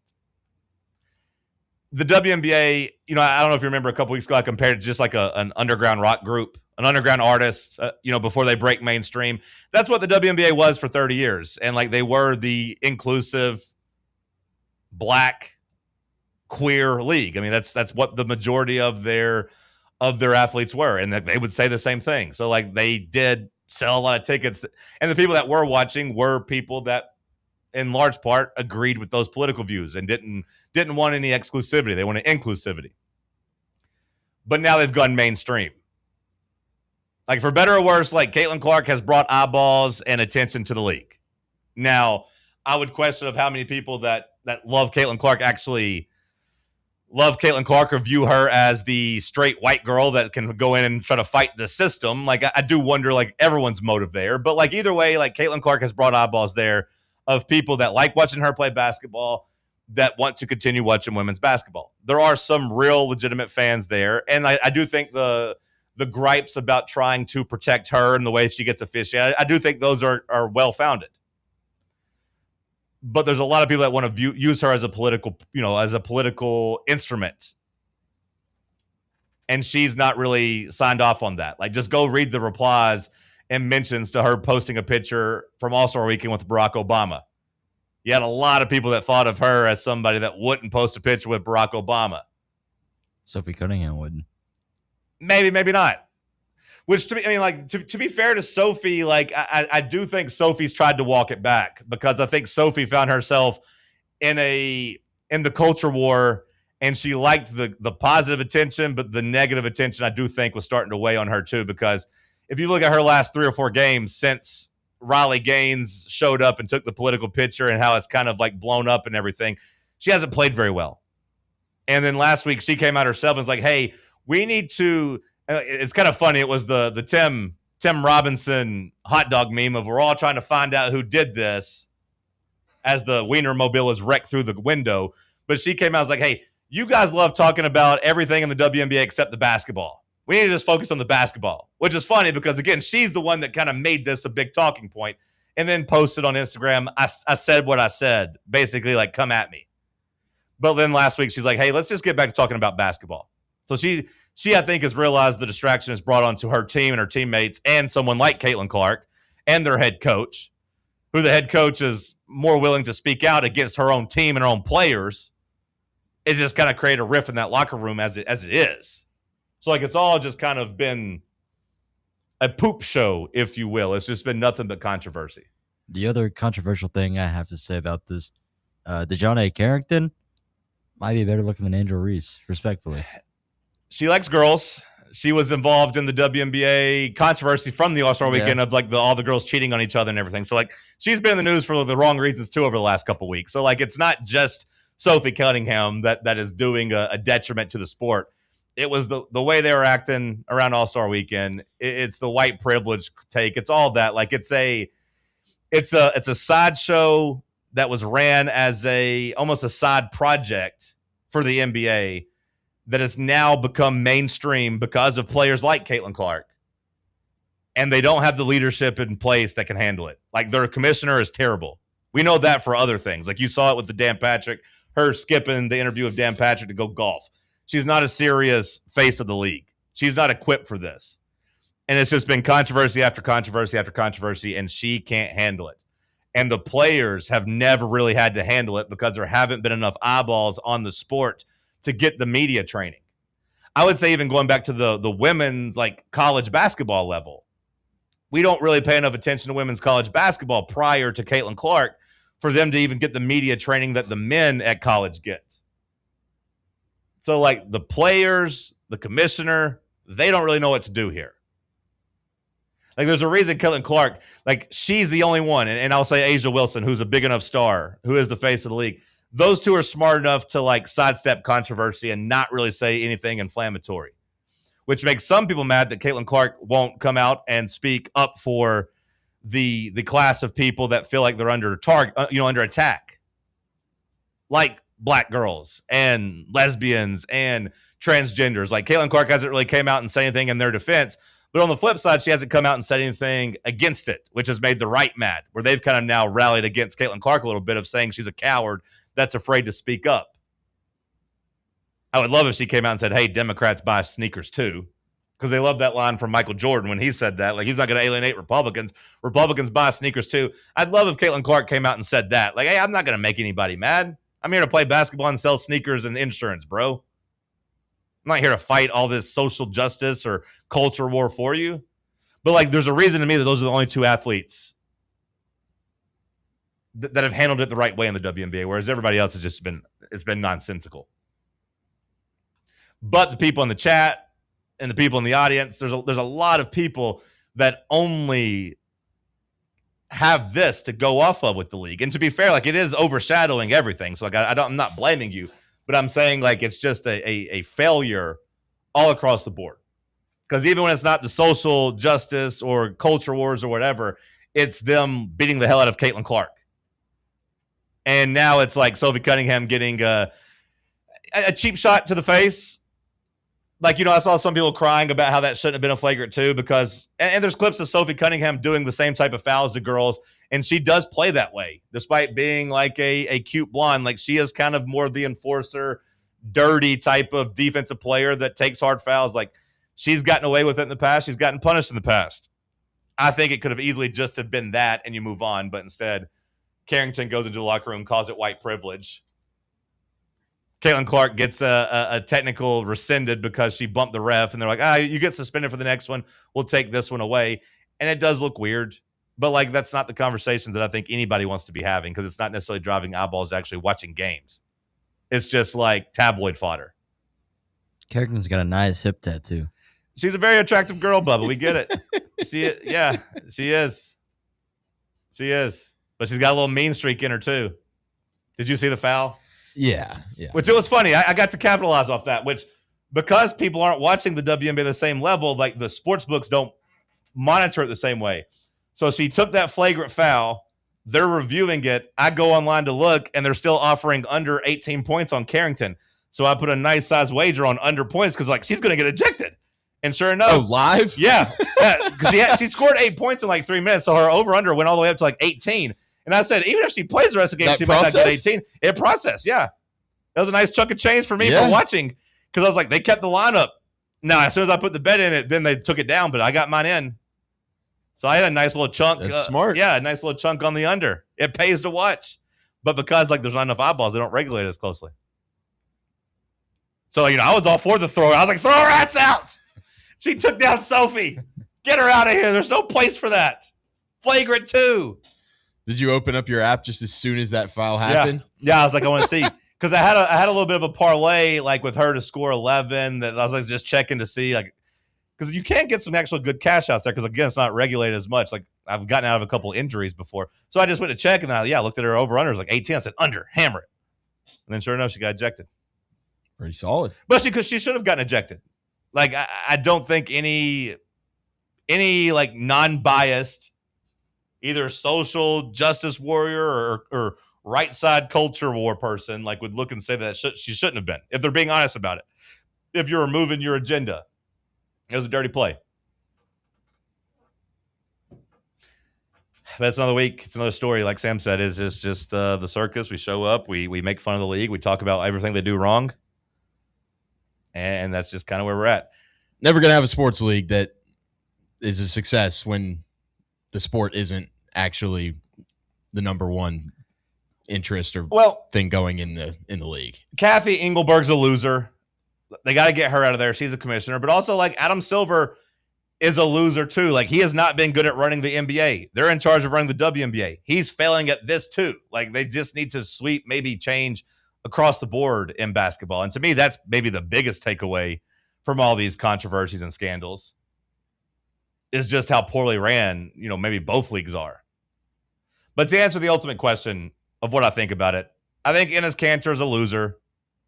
Enes Kanter Freedom, he added freedom to his name. I think he's a loser. I think he's a government plant. I think Royce White is a loser.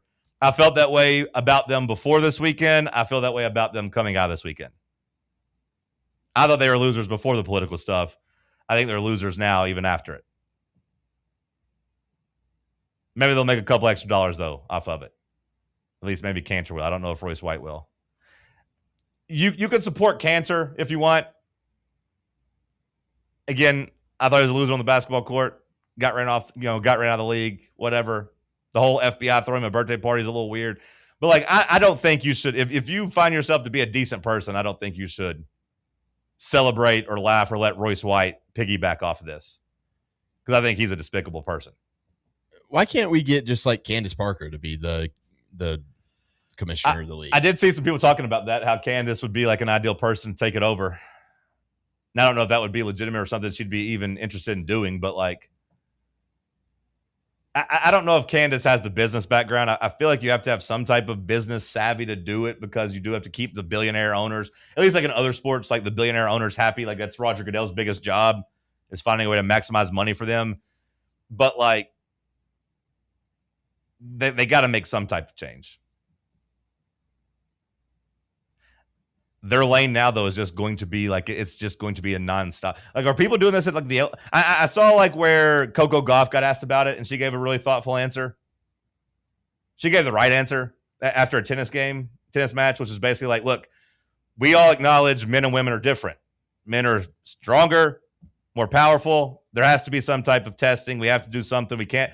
But then at the same time, she's like, but I don't like this being politicized.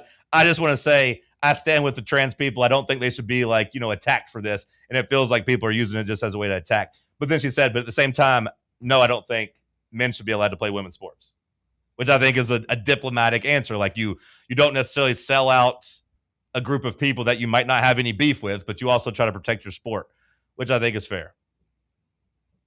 But I haven't seen them going up to like, is this going to be a thing in college basketball too? Are we going to start asking all the college basketball coaches this? Is Outkick going to come set up and ask Kim Caldwell about this nonstop? Is Don Staley going to have to answer this nonstop? Are they doing it on the LPGA tour? See, it's going to be the reverse, though. Or is it just going to be the WNBA where they just keep putting that in front of that and trying to embarrass that league? Because it seems like it might just be that. they're going to ask Dawn Staley to put her players for the men's team over there. Yeah, maybe. Like, hey, we could use some help on the other side. But no matter how good that South Carolina women's basketball team is, Bubba, the men's team would beat the hell out of them. And I think everyone acknowledges that. Like, I don't know at what point. Like, I saw Clay Travis is trying to challenge, like, the Aces to play, like, some high school champion. Like, the best high school basketball teams would beat the WNBA champion. I think we all acknowledge that. Or at least, like, most people, the best state champions would, I think most people would agree that would beat a WNBA team because men and women are different. Most normal people agree with this. This is like one of those fringe 5% each way stories that dominate media cycles that I think most people are pretty much aligned on. An actual serious women's sports league like the LPGA actually just has in their competition policy that they ban transgender women. They do have that in there. From participating in their events. So that's why they're viewed as an actual legitimate league instead of just. Yeah. I think that's just the biggest thing to me. Like, people would stop talking about it if you actually just put a rule in place. Yeah. Instead of just letting these clowns on social media go out there and expose how dumb the guidelines of your league are. I think it's more so like one of those things that you're allowed to kind of police yourself. Like, I don't know, like if there's a rule that says like, hey, if you're a wanted serial killer, you can't get drafted either. Like, they probably just don't have that in the guidelines because no one's ever really attempted it. So like the fact that there hasn't been transgender players, they probably think they don't have to put the language in there. That it's kind of a, hey, the league kind of understands, but I don't know. It feels gross to me because, like I said, I just don't think on either side that most people are acting in good faith. I hate both sides of people that just simply have no room for nuance. And it's like, liberal side, that's right. We got to stand by this 10 toes down no matter what. Everybody has to get a seat at the table. Everybody has to get this, yada, yada, yada. And I hate the right side. It's like, hey, everybody has to do things my way and it has to be letter of the law, all this stuff. I don't like either side doing that. And this is one of those talking points that, like I said, I think 90% of people, if you ask them, would agree. Hey, men shouldn't be allowed to play women's sports. I think we all agree.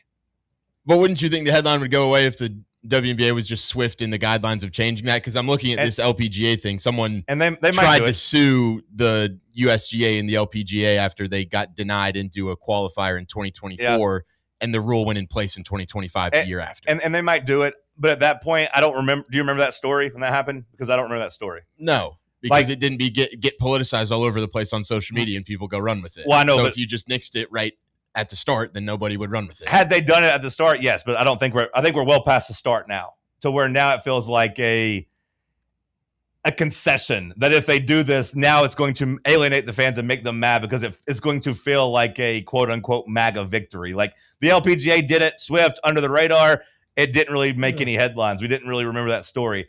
If the WNBA bends their knee, it goes back to what Bubba said, where now you do risk alienating some of your core fans for people that probably don't actually care about your sport and like aren't going to stick around and watch it regardless. So now it's like a business decision, which I think goes back to just that's the key. I think that's the key flaw here is that you don't have enough core fans to actually support the league, where you're actually getting eyeballs on the league from the people that shouldn't care about the league. And as Cantor and Royce White and those people are not going to show up and watch games if they make this rule. No. No, but they're the ones that are tweeting about it and putting actual like headlines out there for the WNBA. Yeah, but there's not enough headline-worthy basketball play or basketball fans of the WNBA to make it a worthy league. I don't think those headlines are making them any money, though. Like, those would be more of like infamy versus fame.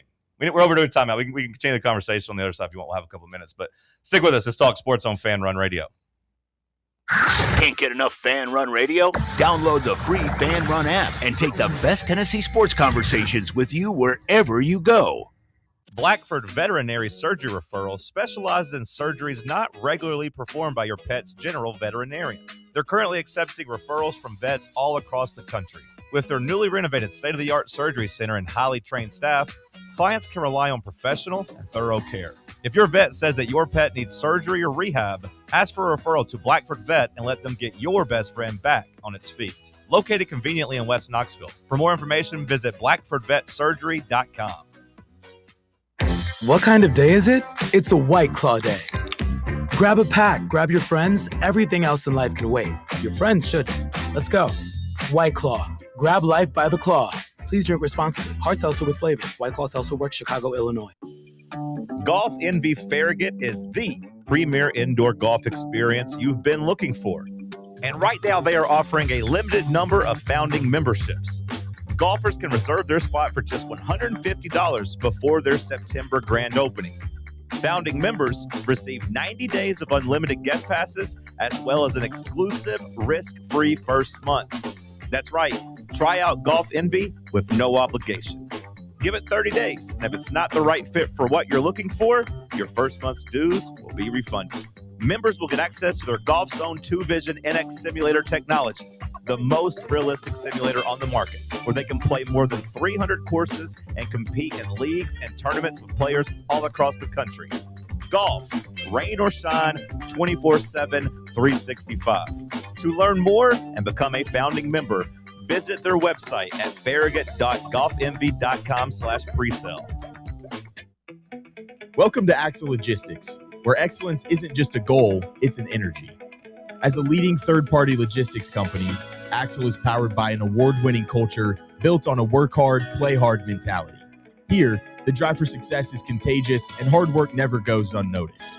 Whether you're just starting out or looking to level up, Axle Logistics is the place to launch your career. Join us and take your ambition to the stars. To learn more, visit axlelogistics.com. Hi, this is Dr. Stephen Malone at Knoxville Smiles. Has it been a while since your last dental visit? If so, I'd like to invite you to come see us. At Knoxville Smiles, it's our vision to provide the best dental care in town in a relaxed, friendly environment. So if it's been a while and you've been putting it off, don't wait any longer. Come see us at Knoxville Smiles. You can schedule an appointment online at knoxvillesmiles.com or by phone at 865-539-1776. Fan Run Radio, the flagship station for Tennessee fans. This ain't no wishy-washy, limp-wristed, kale-eating, half-ass sports radio station. We're your in-your-face, truth-telling, say it loud, flag-waving, face-painting, hardcore, bring the noise, causing a ruckus, don't give a damn sports station. Sports talk that doesn't just hang up and listen. For the fans. This is Fan Run Radio. Get some.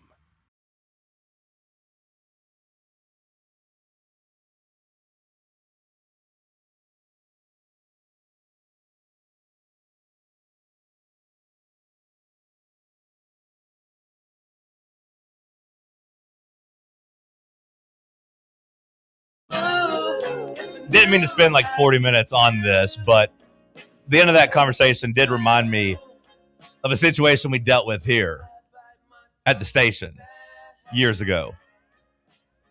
Should we have had something in our guidelines that radio hosts couldn't tweet out bleep Sister Jean? Like, that probably should have been a rule we had. We didn't have it in place. We didn't think anybody would start a war with the Catholic Church. It was bad, though, when Cody did that. Like, we were under, I don't want to say a similar fire where you had, like, politicians and stuff coming at you, but, like, that week we had nonstop calls from people. Where the hell was Enos Cantor when we needed him? We had nonstop people calling and, like, demanding Cody be fired. Like, we're going to call your sponsors. We're gonna do this because you attacked the Catholic faith. Cody Freedom McClure. But, like, you know, there was a real movement to try to get him fired, and Nate considered it, like, making him quit. So, like, to me, that would be kind of like what you're talking about with the coming in and putting in the rule that people want. Should there be transgender players in the WNBA? No, I don't think anybody thinks there should be. Should Cody have attacked the entire Catholic faith? No, I don't think they would have. Should have. But, like, Nate's wife came in and said, absolutely not. You're not firing Cody because these people don't actually care. They don't actually, like, put food on your table. They're not paying your bills. They don't support your sponsors. If you bend your knee and fire him, guess what? They're not going to start listening to your radio show. They're just going to move on. So why would you placate them to make them happy? They'll punch themselves out.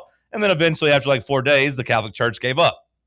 Cody didn't even get really suspended or anything. So, like, to me, that's kind of comparable.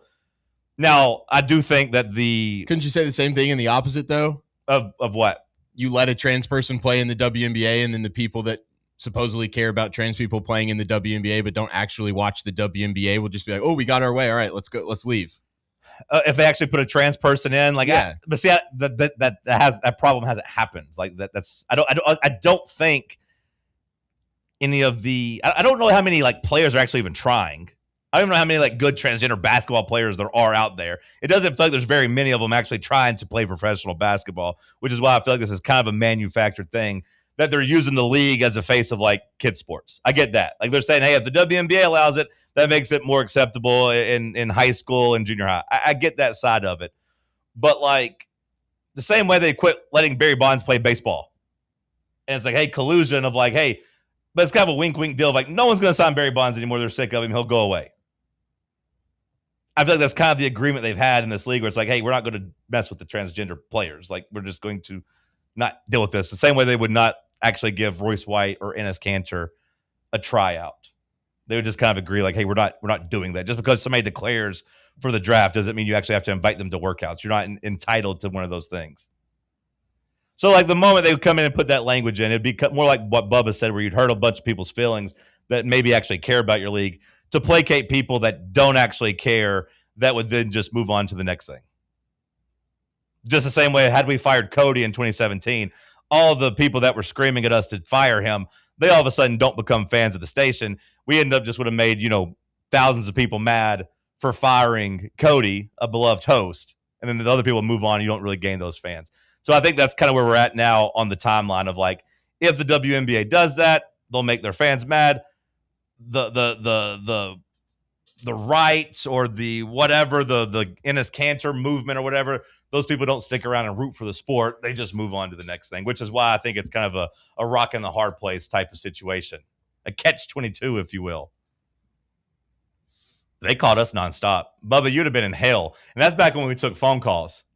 That phone just rang nonstop. Every single light just popping up. And poor producer Ben Lee would have to answer it and be like, I don't really know what to tell you, man.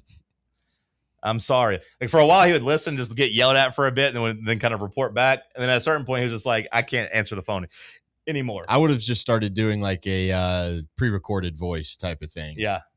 Please leave your message. You have reached the voice box of Fox Sports Knoxville. They would call, and it was funny because they'd be very mad, but they would just be cussing Ben Lee out and calling Cody a fat ass online. And it's like, I thought bullying and saying mean stuff to people was bad. Why are you going to be mean to Cody? Like, did you guys ever think about accepting the phone calls and then just muting the phone? We did. I told Ben just to pick it up and just like let them punch themselves out and just hang up. Like not even listen to them. But it was like, we can't put them on air because people were cussing too much to actually put them on air. You could lie and be like, message and data rates will apply. Yeah. But like the first hour, the first couple hours, it was funny. But then about like Wednesday, you're like, oh my God, is this ever going to end? And then it did. The next weekend hit and they quit caring about it. I had a dream about Mormons last night. You had a dream about Mormons? Well, don't say anything to make anybody mad. Now they were on scooters. Now on scooters doing what? Like e-bikes, and then spread the word, just zipping around. And then one guy was not married, but he had a kid. And then I woke up before I could progress further in this dream. Okay. Don't you hate when that happens? When you're like, this is like a movie.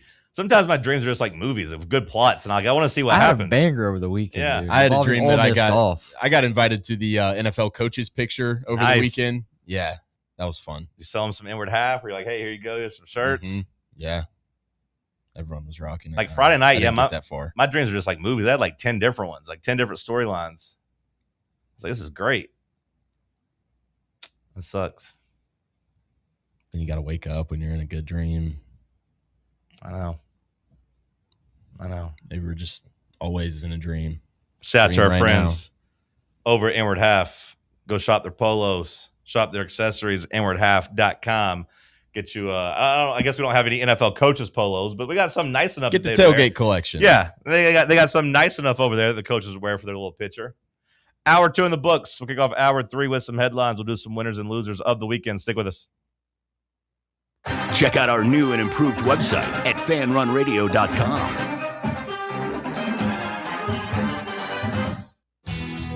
Hi, this is Dr. Stephen Malone at Knoxville Smiles. Has it been a while since your last dental visit? If so, I'd like to invite you to come see us. At Knoxville Smiles, it's our vision to provide the best dental care in town in a relaxed, friendly environment. So if it's been a while and you've been putting it off, don't wait any longer. Come see us at Knoxville Smiles. You can schedule an appointment online at knoxvillesmiles.com or by phone at 865-539-1776.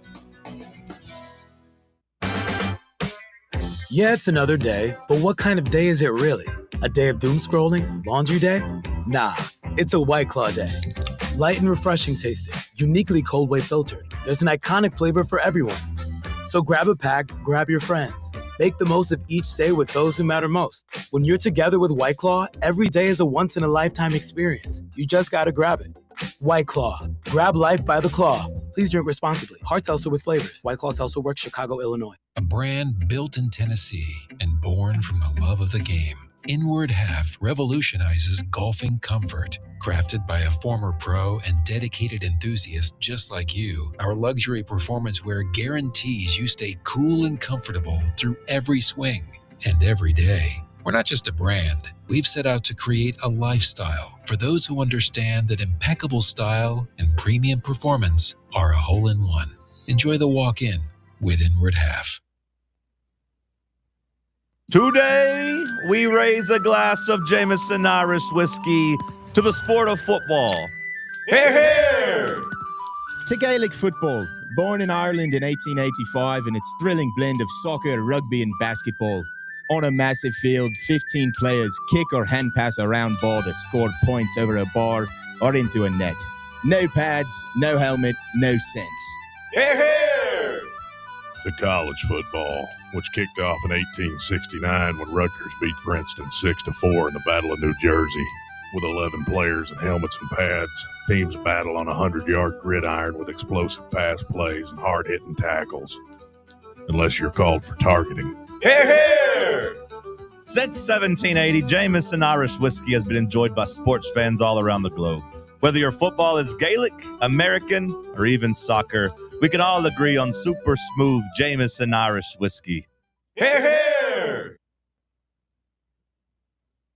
Join us for the third annual Fan Run Night at the Smokies, Thursday, August 13th at Covenant Health Park. Come hang out with the Fan Run crew and arrive early to pick up some swag as we watch the Smokies take on the Rocket City Trash Pandas on a thirsty Thursday, featuring half-price draft beers all night long. It's the third annual Fan Run Night with the Smokies, Thursday, August 13th. Listen to Fan Run Radio for details on how to score free tickets.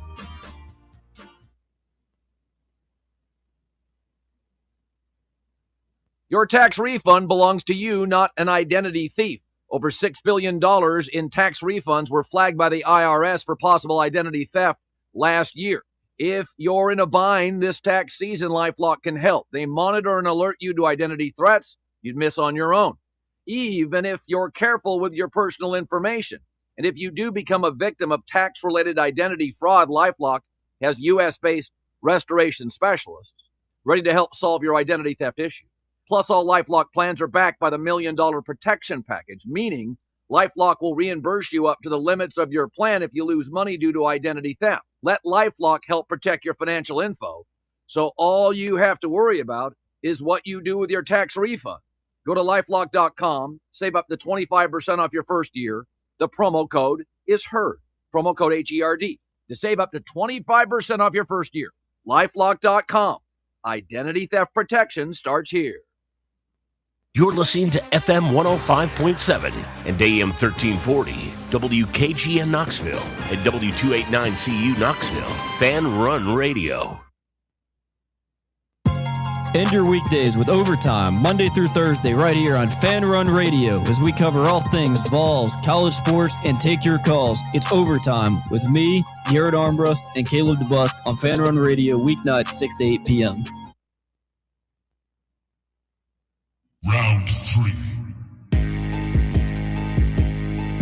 The world's greatest radio show.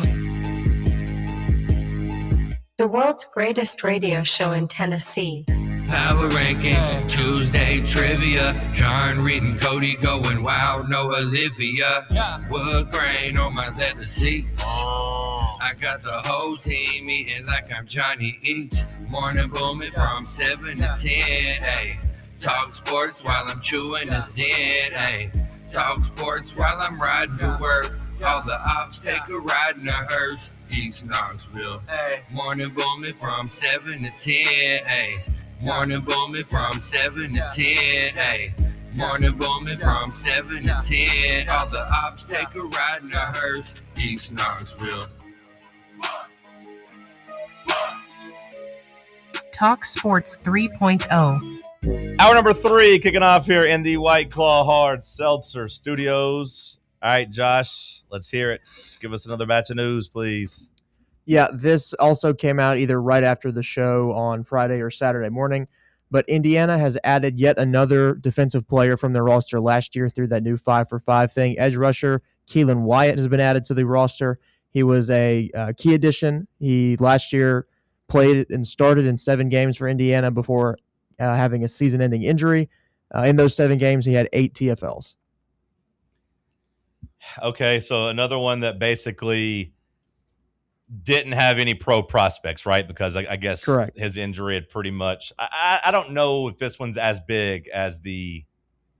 Is it Daly, the other guy? Yeah, it's not quite as big, but it's going to help a lot, and it's going to help a defense that was already probably going to be pretty dang good. Yeah, no, it's a. Obviously, they need him, or else they wouldn't be bringing him back, and he'll at least be a grown man that you could rely on more than like a true freshman type of player. But I just don't feel like it's maybe as much of a needle mover. Speaking of moving, shout out to the headline. Blake Burke moving on up to Nashville. Getting the call up to the Nashville Sounds, the Milwaukee Brewers AAA team. Feels like they really, really took their time with him. Like I feel like he probably could have justified calling him up way earlier this year, but it seems like they're taking a long-term approach with him, which maybe that's the way to go. Maybe the Angels ruined Christian Moore by calling him up too early. Like maybe I think it's just the Angels are like the most rotten organization out there. Yeah.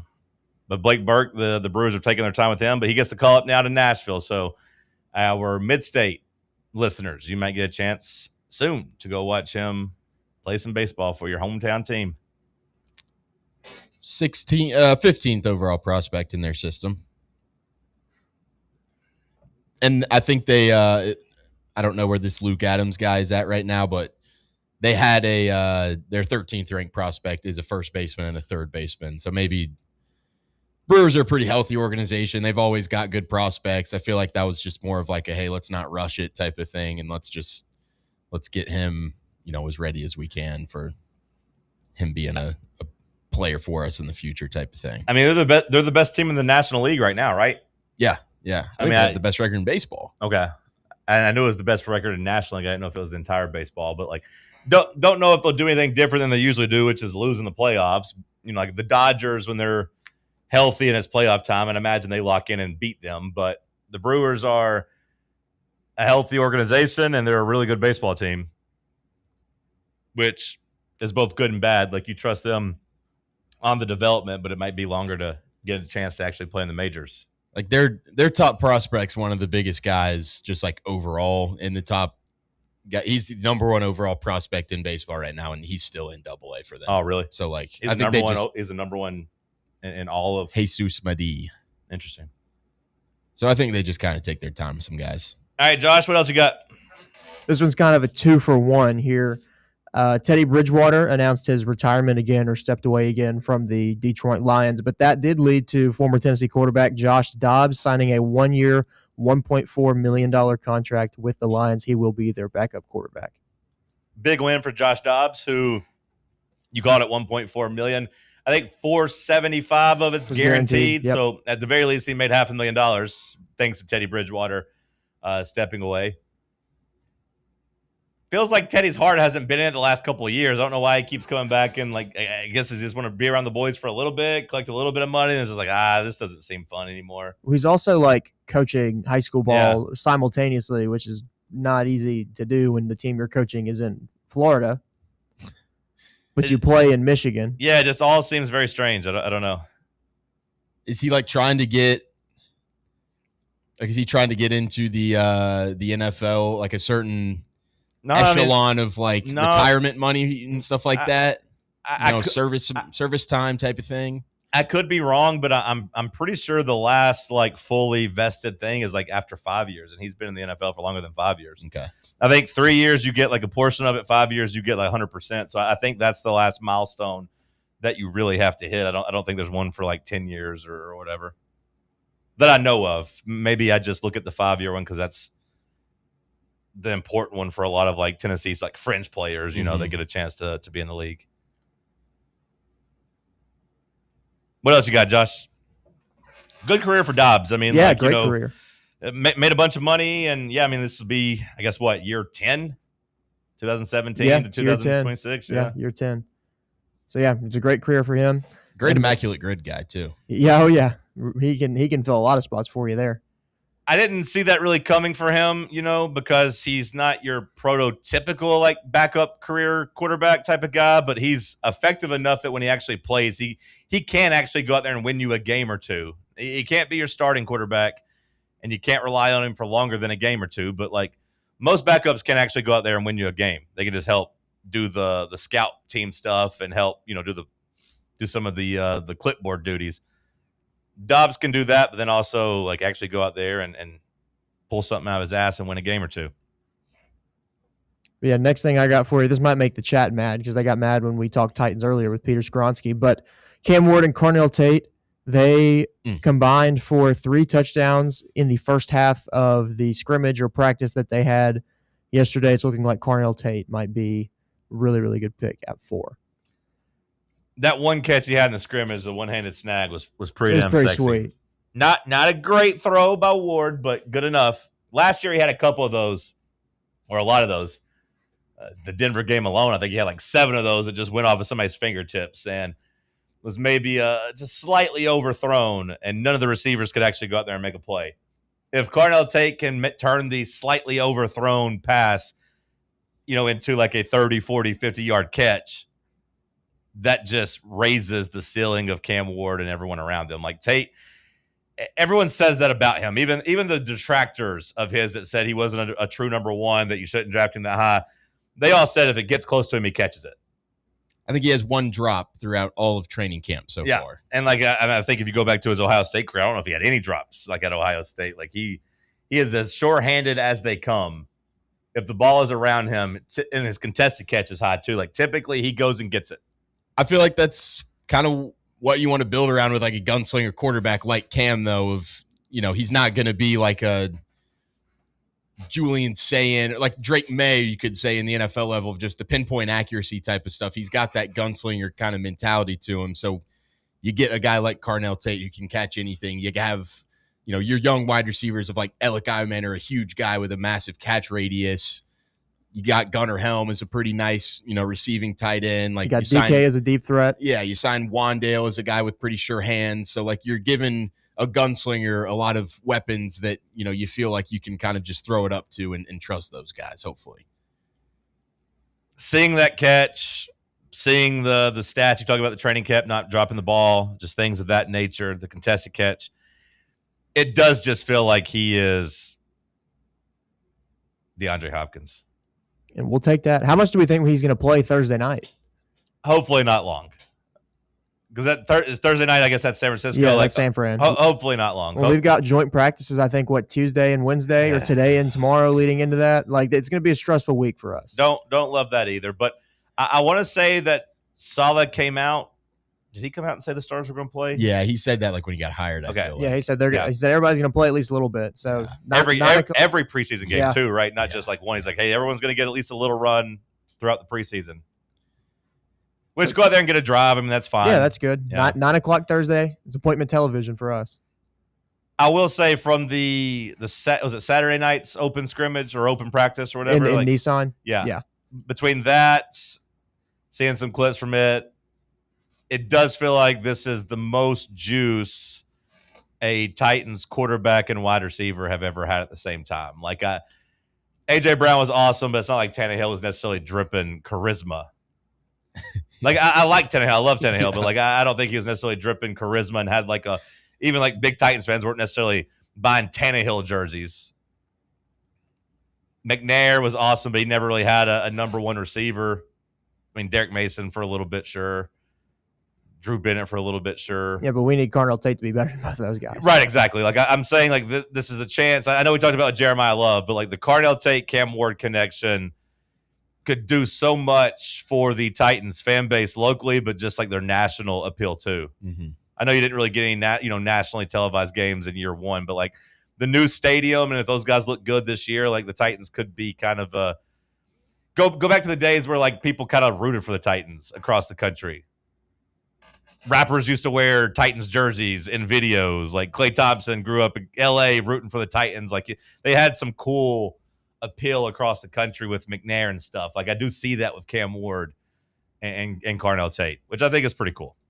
The one thing that I don't get about Titans fans, it feels like a lot of people in Knoxville just like absolutely despise the Tennessee Titans, which I do not understand at all. It's gross. It's something that you've had to deal with basically my entire life. I get it from a certain standpoint. I don't get it at all. Well, just from a certain standpoint of like, I get it if you are a Cowboys or a Steelers or you already had a team just because the team didn't get there until the late 90s. And I understand like if your family already had their allegiances and you just stayed rooting for them. I kind of get that. I even get it from Bubba's perspective. I don't know, Bubba, did you become a Colts fan because of Peyton or was it just luck or? It was indirectly through Peyton. Okay. Because it's like I was a child and then my best friend like and his family went up to go watch the Colts and Peyton play. Yeah. And then they brought me back some merchandise and it's like, oh, yeah, former Tennessee guy. Let's keep supporting him. I kind of get it from that perspective. Like if you wanted to root for them because of Peyton and you stuck with the team. Like I respect that to a certain extent. But there is just a whole group of people like Josh is saying that just hates the Titans. And like I don't fully understand why. It's not like the Titans or Titans fans even try to like fight with the Vols. No. It's not like they tried to like really say it's their state, it's a professional state. Like I think the Titans kind of understand the Vols connection here, and like I don't think there's really like any beef there other than just like not signing Vols players, which I think is fine. Yeah, somehow our fan base thinks that if you have a professional team in the same state as your favorite college team that like you have to draft Tennessee players to go to the Titans. The nail in the coffin to me was when the Titans took Will Levis and they didn't take Hendon Hooker. Yeah. And it was like both of those quarterbacks weren't going to be good NFL guys. But the nail for me was whenever they drafted Justin Hunter at the top of the second round and he stunk. So I was like, okay, enough taking. Yeah, it's like there's your opportunity right there, and he didn't do anything. Now I will say, getting Alontae Taylor has fired me up pretty good. Like having Alontae Taylor on the team this year, I'll be happy to root for a Vol there. But the Titans have given plenty of Vols chances to like, come to camp and like be on the preseason roster and stuff like that. Maybe the beef just comes from like things got pretty bleak from like 04 to like 08. And it did suck that you had to watch them on your TV every week if you didn't want to pay for the Sunday ticket. So like if your disdain comes from like being imprisoned by like really bad football for a while, I kind of understand that. But like even when the Titans were good, people were still hating. People were still kind of hating, yeah. And they were much less though. I will say more people were willing to like be on the bandwagon when the team was actually good with Tannehill and Henry and Brown and them. But I have seen at least some of those haters be like, I actually kind of like Cam Ward and like maybe being open to kind of being won over, or at least like not hating having to turn the TV on to get to watch Cam Ward and hopefully Carnell Tate ball out. I know it's not as like beloved of a sport, but like I don't really see many people in Knoxville that like the Predators either. So maybe they just don't really have that much of an affinity to the professional national teams. There's a lot of people that view basically there's three areas of the state. There's East Tennessee, there's the Mid-State, and then there's the West Tennessee. Because like Memphis don't really rock with the Titans either. That's more because of hurt feelings on them choosing Nashville over Memphis and moving out of there. But like it's strange, yeah. I mean, like I don't necessarily root for the Predators. I don't root against them though. Like I don't have any beef with them. Right. Same with the Grizzlies. Like I didn't like the John Morant era of the Grizzlies, but like now, like with Cam Boozer, like I'll be rooting for the Grizzlies' success. I think like I want to see them do good because I think it's better for the state. Did bad years of tennis of like Vols football and Titans football overlap too much where you couldn't get an escape? So there was just I don't know. It's always been either Tennessee is good and the Titans suck, or the Titans are good and Tennessee sucks. They've never really been good simultaneously. Well, I won't say never because late 90s. My childhood 90s. was great. Like we won a national championship, we went to the Super Bowl. Like I was like Tennessee, we win everything. Hell, basketball won the SEC. The Pat Summitt was winning titles. I was like, this is awesome. But then, kind of a spoiled child fan. No, for sure I was. But then, I mean, like the mid 2000s. I mean, the Vols were hit or miss. The Titans were pretty miss. Vols really ain't been good other than like 2016 and 2022 and 2024. I mean, like actually good.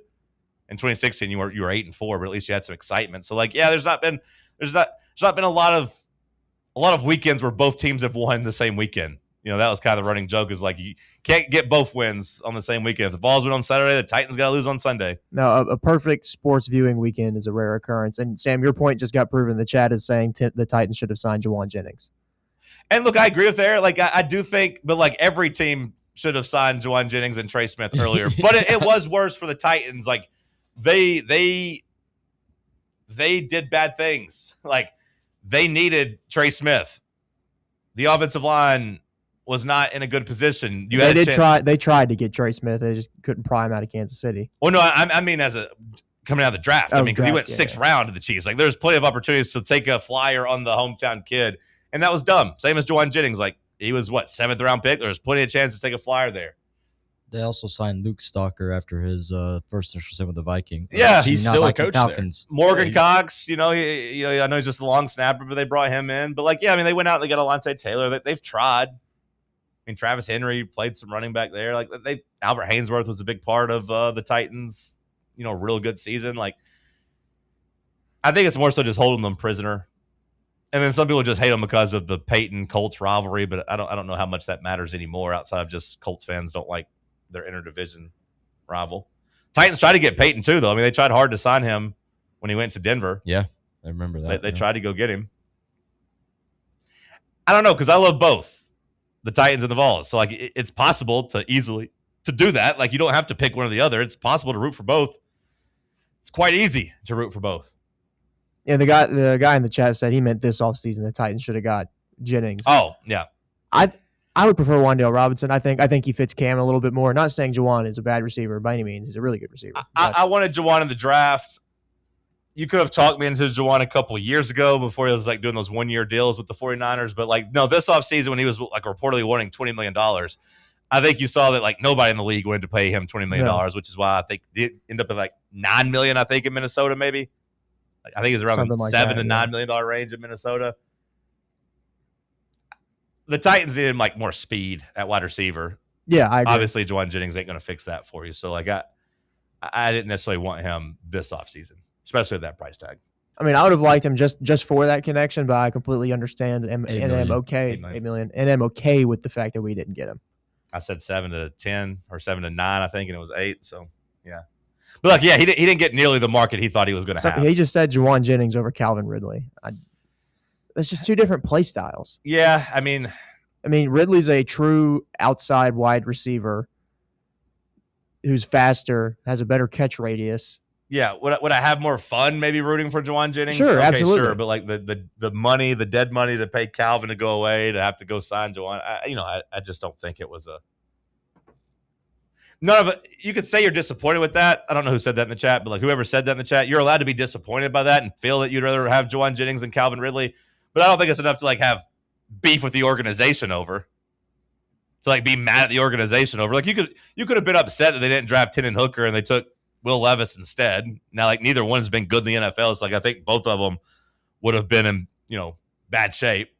I do have a buddy who he is a Cowboys fan, but for a long time he would root for the Titans just because they were home state team. Sure. And then when we picked Levis over Hooker, he has said this and he is standing on it. He will not root for the Titans until Will Levis is off the roster. So he actively roots for the Titans to lose until Levis is off the roster, which should be soon.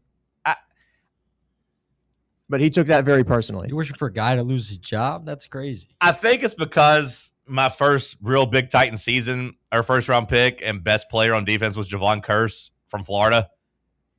That I got baptized by that pretty early on. It's when they get to the NFL, it doesn't matter what college they play for. It's the same thing with Derrick Henry. Yeah. But maybe some people had a problem with that. It's not like they had the chance or drafted a rival over that. I get it. So it's not like they chose Derrick Henry over Arian Foster or whatever, for example. Which I'd still rather have Derrick Henry over Arian Foster. Sure. To me, it's just a clean slate. I saw how good Derrick Henry was, and when we picked him in the second round, I was like, yes. I was like, that's the guy we need. Yeah, watching Javon Curse just absolutely wreak havoc as a rookie defensive end from Florida. Even hitting the Gator chomp after some of them, I didn't care. He was that good. So I guess maybe I just got desensitized to it from an early age. But I feel like a decent bit of it too is, we moved here in 97 to Nashville. I think there were just probably a decent amount of people in East Tennessee that probably just already had some NFL team that they rooted for, and they were like, all right, well, I'm not gonna sure, and I don't buck my team for I don't the mind new that. If Nashville you had a team. team before they moved, that's fine. I don't have an issue with that. What I have the issue with is even some fans closer to our age who are just hating on them for no reason. I'm like, one, how did you pick your team? Because if you grew up when I grew up, the Titans were the only team that were on. There wasn't a big NFL star really in the league because I only caught the back half of Peyton's career. I think us being on is probably what made a lot of them mad, though. Maybe. Was just like they don't want to watch the Titans. You get stuck with a team you don't want to watch. But they've also really sucked. So, hopefully they don't suck too much moving forward. One more headline, kind of breaking news on the way out. It's nothing big, but Lions center Cade Mays, another VFL, apparently suffered a wrist injury and will miss a significant amount of time for the Detroit Lions. So that sucks. He was signed there to kind of be their new center as they've been trying to replace Frank Ragnow for so many years. Cade Mays missing a significant amount of time, so that sucks for him. Got a positive Tennessee piece of news coming up out of the break. We'll dive into that as Talk Sports on Fan Run Radio. For the fans, by the fans, this is Fan Run Radio, Knoxville. Located in Knoxville's historic Old City, Barley's offers great food, live music, the best draft beer selection in town, and now your new favorite place to watch sports. Their indoor projector is perfect for any weather, and they've revamped their upstairs area with more TVs to take in all of the action.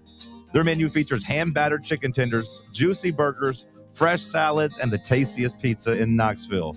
You can enjoy their happy hour drink specials daily from open until 6 p.m. Barley's Tap Room and Pizzeria. Your tax refund belongs to you, not an identity thief. Over $6 billion in tax refunds were flagged by the IRS for possible identity theft last year. If you're in a bind this tax season, LifeLock can help. They monitor and alert you to identity threats you'd miss on your own, even if you're careful with your personal information. And if you do become a victim of tax-related identity fraud, LifeLock has U.S.-based restoration specialists ready to help solve your identity theft issue. Plus, all LifeLock plans are backed by the $1 Million Protection Package, meaning LifeLock will reimburse you up to the limits of your plan if you lose money due to identity theft. Let LifeLock help protect your financial info, so all you have to worry about is what you do with your tax refund. Go to LifeLock.com, save up to 25% off your first year. The promo code is HERD, promo code HERD, to save up to 25% off your first year. LifeLock.com. Identity theft protection starts here. White Claw is taking hard seltzer to new heights with White Claw Surge. At 8% alcohol, White Claw Surge is a stronger wave of refreshment that doesn't compromise on taste. Available in 4 bold waves of flavor like ripe blackberry, citrusy blood orange, zesty natural lime, and tart cranberry. Check out your favorite retailer in-store and online for the White Claw Surge Variety 12-pack and 16-ounce single-serve cans. White Claw Surge. Please drink responsibly. September 10th isn't just a sale, it's an experience. Join us as Liquor Vault celebrates its first anniversary with the biggest savings event of the year. Experience rare bourbon drops, surprising barrel releases, and complimentary tastings all day. For the wine enthusiasts, you can check out Jason Drotar's Wine Passport Experience. Cigars, they've got them too. Enjoy hourly giveaways, exclusive one-day-only anniversary pricing, and surprises throughout the day. Find a Vault Golden Ticket and receive exclusive access to Liquor Vault's highly anticipated end-of-year rare bourbon allocation. People will be talking about this event for months. The only question is, will you be there? The Vault Experience, September 10th, only at Liquor Vault's anniversary party. Located at 2901 Tazewell Pike. Check out their specials and sign up to get discounts at liquorvault.com. A brand built in Tennessee and born from the love of the game. Inward Half revolutionizes golfing comfort. Crafted by a former pro and dedicated enthusiast just like you, our luxury performance wear guarantees you stay cool and comfortable through every swing and every day. We're not just a brand. We've set out to create a lifestyle for those who understand that impeccable style and premium performance are a hole-in-one. Enjoy the walk-in with Inward Half. Citizens National Bank. You want a bank that lets you bank when and where you want to. Your local branch, the grocery store, your computer, your phone, it's up to you. You want people who care about taking care of you and your money too. Citizens National Bank. Banking never felt so good. End your weekdays with Overtime, Monday through Thursday, right here on Fan Run Radio, as we cover all things Vols, college sports, and take your calls. It's Overtime with me, Garrett Armbrust, and Caleb DeBusk on Fan Run Radio, weeknights 6 to 8 p.m.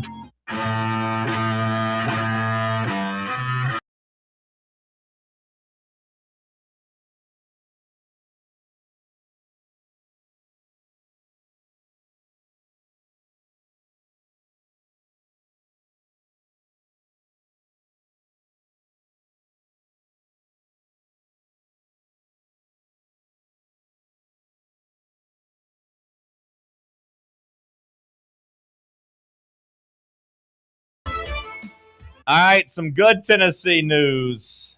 Not surprising, but still comforting to hear as our 5-star plus running back David Gabriel George tells Chad Simmons his recruitment is officially over. Not doing anything else with anyone else. He never really struck me as a kid who was going to be like a flip risk or anything like that. To me, he seemed like once he committed, he was going to be locked down.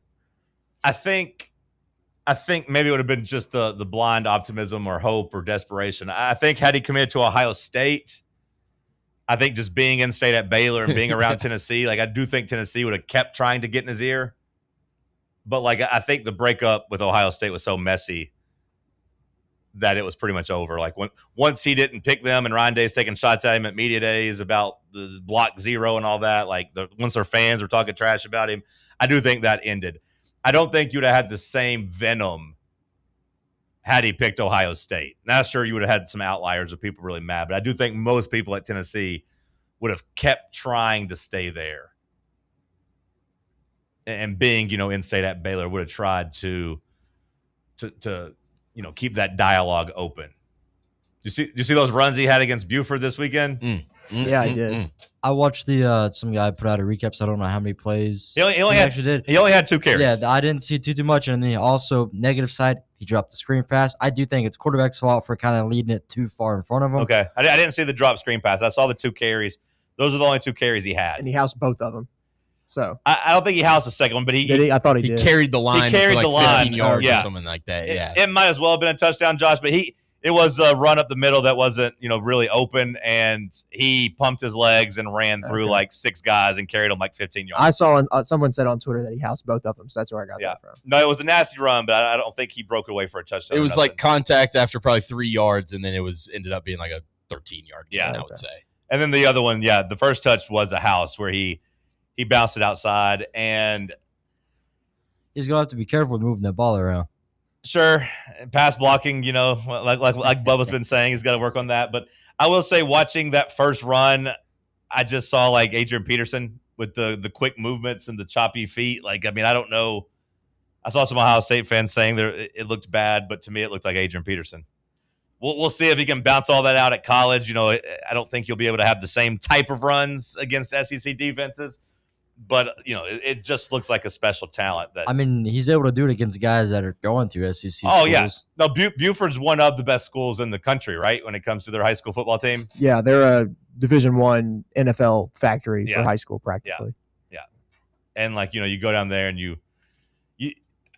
the article, I want to say that Chris Lowe wrote a month or so ago, talked about, if he goes in there and puts 100 on Buford, that'll be his national coming out or solidified superstar moment. Didn't break 100 because he didn't get enough carries, but you had 60-something yards on 2 carries. I think he was well on his way to having a good day against them, or a great day against them. So yeah, that had me pretty fired up. All right, let's play some winners and losers of the weekend. Bubba, hit the music. Winners and losers. Winners and losers of the weekend. That's winners. My winners of the weekend. Number 3. See, it kind of sucks. I already kind of talked about the top 2. Number 3, I just went with Josh Dobbs just for getting the job. Kind of lame. Number 2, I went with Nashville football. Damn, we just talked about that too. Just between the Carnell Tate, Cam Ward connection and the Nashville Cats winning a championship, I gave both of them a shout out. My number 1 winner of the weekend, though, something we haven't talked about yet. I went with funny soccer videos. You got 2 all-timers this weekend. 2 all-timers. I hope you're about to bring this up. There was the one from JC Marinhao. I don't know if I'm saying that correctly, but he was the player that scored a goal and tried to jump over the barricade and went full Mario. Jumped into the hole? Yeah, went down the tunnel, and then the goal got called off. I wrote him down as a loser. Okay, I thought it was I don't know if I'd call him a winner, but it was a funny soccer video. Yeah. It was an amazing video, Bubba, if you haven't seen it. He leaps over, and like I said, just like Mario, goes right down. And the fans are like, oh, my God. And then he comes back up, and he's got a little bit of a limp, but he's still celebrating. But then apparently they called the goal off. I don't know if that's true or not, but they said VAR called it off. I don't know if they have VAR at that level or if that was just a joke. But either way, the video was funny. And then there was another one in Uruguay. Did you see it? Did you see the video coming out of Uruguay? Either one of you? I don't know if I've seen this one then, because I've definitely seen the Brazilian one. This one is it's low level, but it's like they're playing a game next to the interstate, and someone clears the ball goes to the interstate, and you see some cars like weaving in and out, and one car kind of has to brake to not hit it, and then 2 cars like run into each other behind them after that. So they caused a wreck on the interstate because of this surreal video of a guy crossing the ball, clearing the ball out, and it goes across like 4 lanes. Absolutely crazy. Yeah, that's great. Absolutely crazy to watch. They said it caused a wreck, so I was waiting for something worse, but it was just seemed like a fender bender, nothing too bad. The Brazil video, I was like genuinely concerned because have you ever seen the behind the scenes of Real Madrid's field, how they can collapse their field and it goes like 75 feet like underground? 75 feet. It's this crazy, crazy technological advancement of just how they can take all their grass field. It goes under. There's like grow lights under there. And I was like, this guy died. He just fell to his death. He went down an elevator shaft. I don't know who even blame at that point. Because I don't know why it was open or if something was going on, that they were trying to do some maintenance, or I don't know if it was just open momentarily or if it was open the whole game. But you probably never expect somebody to score a goal and jump right there directly in that spot. But that's exactly what he did, just in that one little cutout on the field. And like I said, it was just straight out of Mario. But the different angles, there's fans posting different angles online was pretty awesome. I don't know if they won. I don't know if they lost. It doesn't really matter. Funny soccer videos, my biggest winner of the weekend. Sam, anybody I missed that you want to shout out? Yeah, my number 1, I've got the golden retriever and duck best friend. Great call. I mean, just awesome video there. You know what? I'm stealing that before I tweet this out. Sure, go ahead. We can do a joint list here. I tweeted out. I don't want to put Josh Dobbs at 3. No, so I got. You need a better winner there. Actually, I'm probably going to just make the duck video number 1 because he should easily be the number 1. The news story. Yeah, whoever did that video deserves a raise because the pan over to the duck sitting in the bush. Yeah, is one of the best things I've ever seen on the news. He looked like a villain and not like the hero of the story, but like the duck just vibing there, staring at the camera was perfect. It looked like he wanted to ask me if I had any grapes. Yeah. I mean, that was just the most wholesome video I've ever seen, though. You got any grapes? No, duck. I ain't got no grapes. Get out of here. That's the PG version, Bubba, of the duck walks into the bar and asks for a drink. Get out of here, duck. We don't serve your kind. It's a lemonade stand. Lemonade stand for you? Okay, it was grapes and a... Well, I mean, that's the story. Yeah. He goes up to the man in the lemonade stand, says to the man running the stand, hey, got any grapes? Got any grapes? Get out of here, duck. I ain't got no grapes. Great submission. My other 2 were golf related. Michael Block haters would be my other one, as he walked off the course in some senior European event because he was complaining about the course. And I feel like the Michael Block stuff has kind of run its course. I think golf is going to start to kind of phase him out. And then I also had the PGA Tour winner Michael Brennan because as he won yesterday, his mom hugged him greenside, and she was the one to tell him hey, you just qualified for the Masters. And then the hot mic was he was like, holy crap. He's like, we're going to the Masters. He's that's awesome. One of those things that I wish somebody would have really pointed out to me before. but like it being a Carolina course and then like a Demon Deacon, like a Wake Forest guy winning, I wish it makes perfect sense when I see that he shot well and played well, and that Cam Young had won there the year before as a Demon Deacon. I wish someone would have pointed that out to me.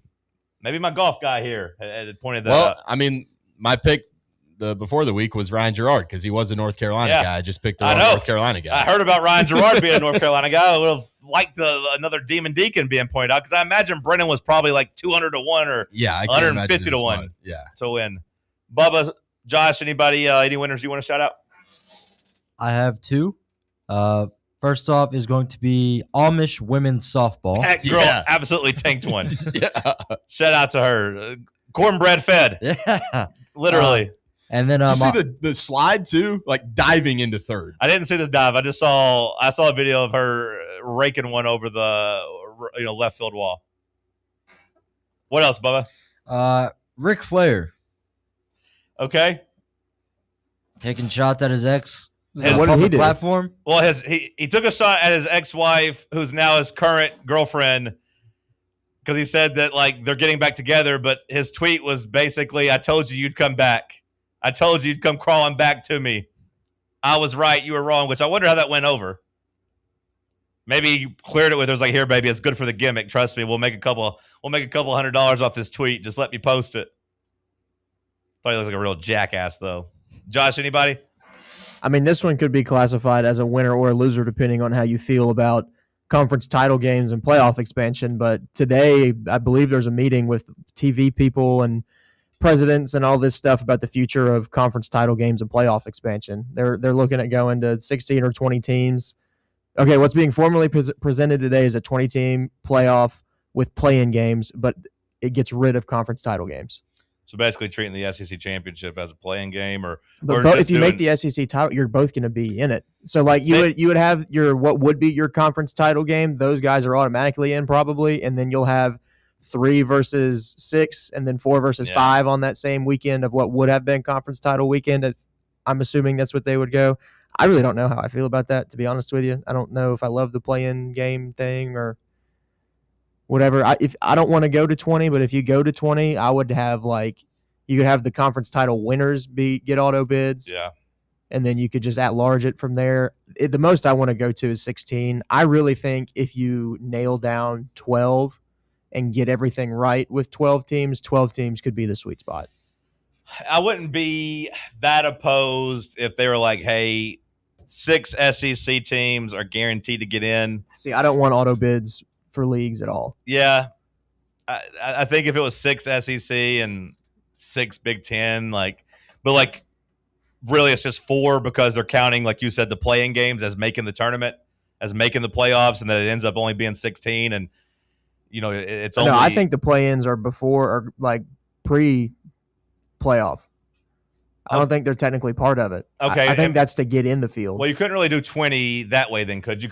Or I guess would you just give X You'd have buys and stuff like that. In my head, the 20 would include the 2 play-in games, and they get basically how the NCAA 68 teams, but really it's only 64. I would tell you the details, but On3 is trying to make me pay for the article, and I'm not going to do that. I feel like I've looked it up before. And it's like 3 would play 6 to get in, and 4 would play 5 to get in, and then be 4 and 4, and I don't know. Well, we had somebody in the chat. He asked he said if we ran out of conversation topics, this is how he would do it, and it just ended up that it kind of coincided with what I was going to talk about.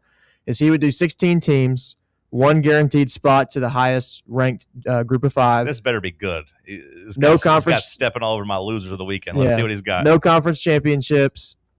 The other 11 are highest ranked at large. That way you get at least a real top 14 or a real top 15 as long as the best ACC or Big 12 team is already ranked in the top 14. And then he said he hadn't figured out the bracket or buys yet. I don't hate that. I want to find a way to get more on-campus playoff games. I think at least through the first 2 rounds, we should be on home campus. Because you can have a rotation with the New Year's 6 bowls of okay, you get 2 of them get the semifinals each year, and then the other 4 just go back to bowl games. You're not going to be in the playoff rotation, but you still get to have the bowl game, and the best who didn't make the playoff can still participate in the other New Year's 6 bowls. I do feel like there has to be a better payoff for being the number 1 team in the country. rather than getting a bye and then like welcoming a hot team that's got to win at a neutral site. Like, I know it didn't necessarily matter this last year, but 2 years ago, every team that had a bye lost, right? Yeah. Isn't that how it went? This year, I want to say half of them lost. Okay. I mean, over the last 2 years, 6 of the 8 have lost. So if you're a top 4 team, like getting a bye is nice, but if you go to 16, then nobody gets a bye and you're all playing straight through. And I guess if you go to 16, then you can do the first 2 rounds still are on campus. Getting a playoff win under your belt matters more than a bye. And I know you might lose that first game, but for the most part, if you're the number 1, number 2, number 3 team in the country, you shouldn't lose. Now, I mean, I'd almost rather be the 5 seed in the current Right. 12 because Right. you get to beat up on a G5 team, stay loose, and then go play. Well, you at saw a it work neutral for Ole site. Miss. Yeah, like Ole Miss got a win under their belt, got some confidence, and then, rode that. Same as Miami, coming from a 10 seed, getting to ride that into a nice deep run. Miami did have to go earn those a whole lot more than Oregon They did, and for sure. Ole Miss did, though. No, they did for sure. They had to go beat A&M on the road, which is tough to do. Yeah. Big Marcel Reed, who scored, 7 points? 3 points? He scored 3 points. Was it 10-3? Was that the final? I think it was 10-3. I don't think they scored a touchdown. Yeah, 10-3. Yeah. All right, loser of the weekend. Number 3 for me, I went with nudity. I don't know if you guys saw this headline. I don't know how you guys feel as the younger generation, because you're who this director is talking about. The director for the new Sexy Purge movie, One Night Only, said that he cut out, quote, so much nudity because that's not what audiences want. Basically says that your generation, the Zoomers, they cringe at on-screen nudity. They don't like it. Sam, do you agree or disagree? I feel like we had a good conversation last week about yay boobs. Yay boobs. That's how I feel. But do you young guys still like boobs? I don't know. I don't think I would cringe. Okay. Bubba? I'm trying to drool, John. Come on now. Bubba's barking. Yeah, maybe they're worried about Bubba barking in there. But he says, some people took it and said, hey, this guy's what a snowflake. But he says, I cut it out because we showed it to audiences and the audience didn't like it. How do you figure that out as a movie They producer? do test audiences. Okay. They'll show up to some people and then do feedback cards and stuff, or just judge the audience. He says there was so much nudity. Yeah, we they shot picked on the the woke streets. crowd. I know. As we started to show it to the audience, we felt it takes you out of the movie. You're engaged in the characters and what's going on, and then you pan over and there's 2 naked people having sex, and you watch the audience. They turn to who they're with. The benefits do not nearly outweigh the negatives of it. Wow, that guy's got a rocket. I always just give my old lady, I just elbow her real hard. I'm like, look, they're getting nasty. It's a nice little joke we have. I will say I would have liked to have seen more nudity in the movie because the movie wasn't very good. It was kind of sexy, though, with the lead Pizza characters. Pizza making was sexy, yeah. But this Monica Barbaro girl, she had an opportunity to become a star, and she came in and looked hot and was charming. The movie wasn't very good, if you want my review of the Sexy Purge movie, but I will say that Dua Lipa's husband and I hope he got the Callum Turnham guy and then this other girl, they were charming. It was a good enough rom-com. But yeah, nudity, my third biggest loser of the weekend.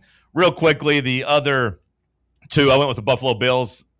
Yep. People absolutely destroying their stadium. Yeah. Rightfully so. Those video boards are awful, and then the seats with the obstructed views. Michael Scott's plasma TV on the wall is what people should be comparing that jumbotron to. The obstructed seats, terrible. Number 1, you could have made them just 3 separate losers, but I thought they all 3 lost together.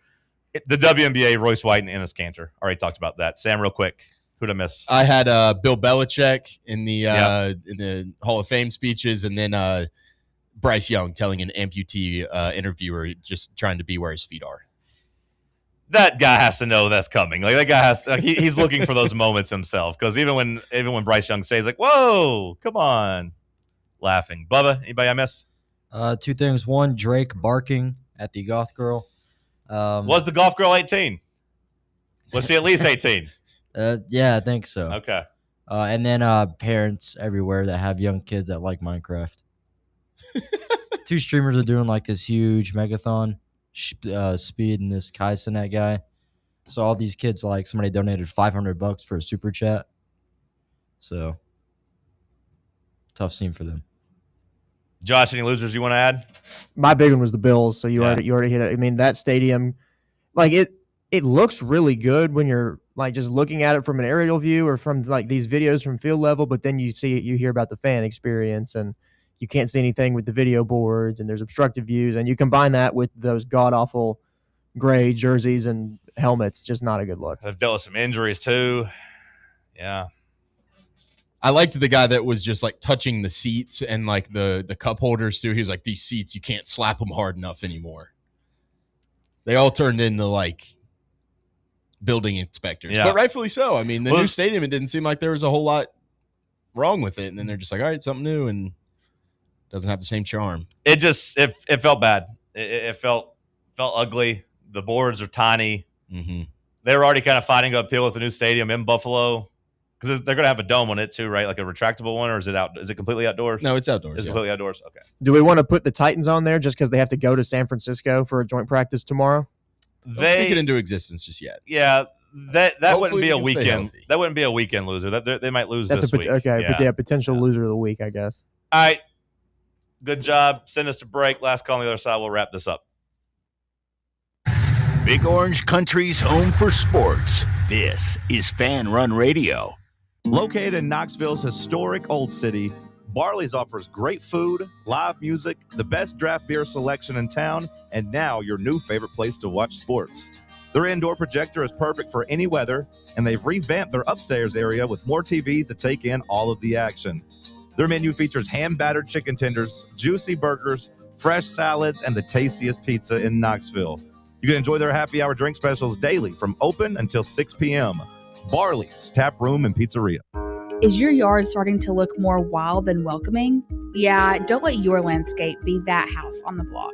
At ECR Total Landscapes, we make sure your outdoor space is something you're proud of. From de-weeding flower beds to leaf blowing, trimming, mulching, and more, completely customizable to your property's specific needs. We'll handle it all. Why spend your weekends sweating it out in the yard when you can just sit back and enjoy it? That's the ECR difference. And right now, new customers can get 10% off your first month of our monthly maintenance package when you sign up for a full calendar year. That's right. Consistent, reliable service at a price that makes it easy to get started. No sweat, no hassle, just a better looking lawn week after week. Call ECR Total Landscapes today and mention promo code FANRUN to save 10% on your first month. Call 865-384-2012 or visit us online at ecrtotallandscapes.com. Okay, so we really need uniforms and equipment for this season. Can I trust you with that? Cool, I'll just order them online. What? Yeah, I'm going to hop online and I'm going to get them ordered. Hold up, that's not a good idea. We shouldn't just spend money on some random online retailer, okay? I mean, it seems pretty convenient. Trust me, it's a terrible idea. Let me simplify this for you. SM Athletics. Okay, how do you pronounce it? SM Athletics? They're the go-to for uniforms and equipment, whether it's for universities, high schools, youth leagues, you name it. So why wouldn't you rather go with professionals who can guide us through the process, design the perfect uniforms, and deliver the best equipment? Yeah, I guess that makes sense. What's the name again? SM Athletics. Right. It's definitely smarter to go with a company that emphasizes customer service, fair pricing, and, of course, excellent products. Exactly. So, yeah, I guess it's settled then. For uniforms and equipment for all sports, it's SM Athletics. Hey, Vols fans, Cody Brown here. I grew up right here in Tennessee and know what it means when someone says, I've got your back. That's why you can trust Farm Bureau Insurance of Tennessee. Whether it's your home, your vehicle, your family's future, or the business you built from the ground up, we will show up for all of your insurance needs. We are Tennesseans who understand what matters, which is doing right by you. Insurance is not all about just paperwork and policies, but it's about the people we insure every day. So if you want insurance that hits home, give me a call at 865-992-3871. Go Vols.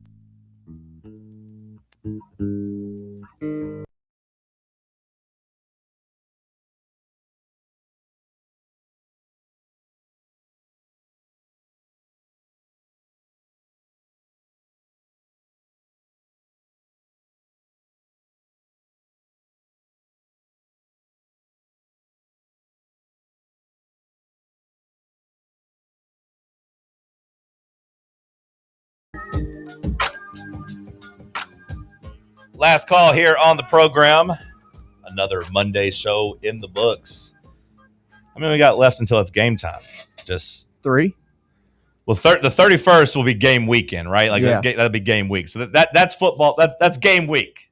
That'll be the juices actually flowing there. So we really only have the 17th and 24th of the off season, because the 31st when we come in here, it's clocked. It's time to go.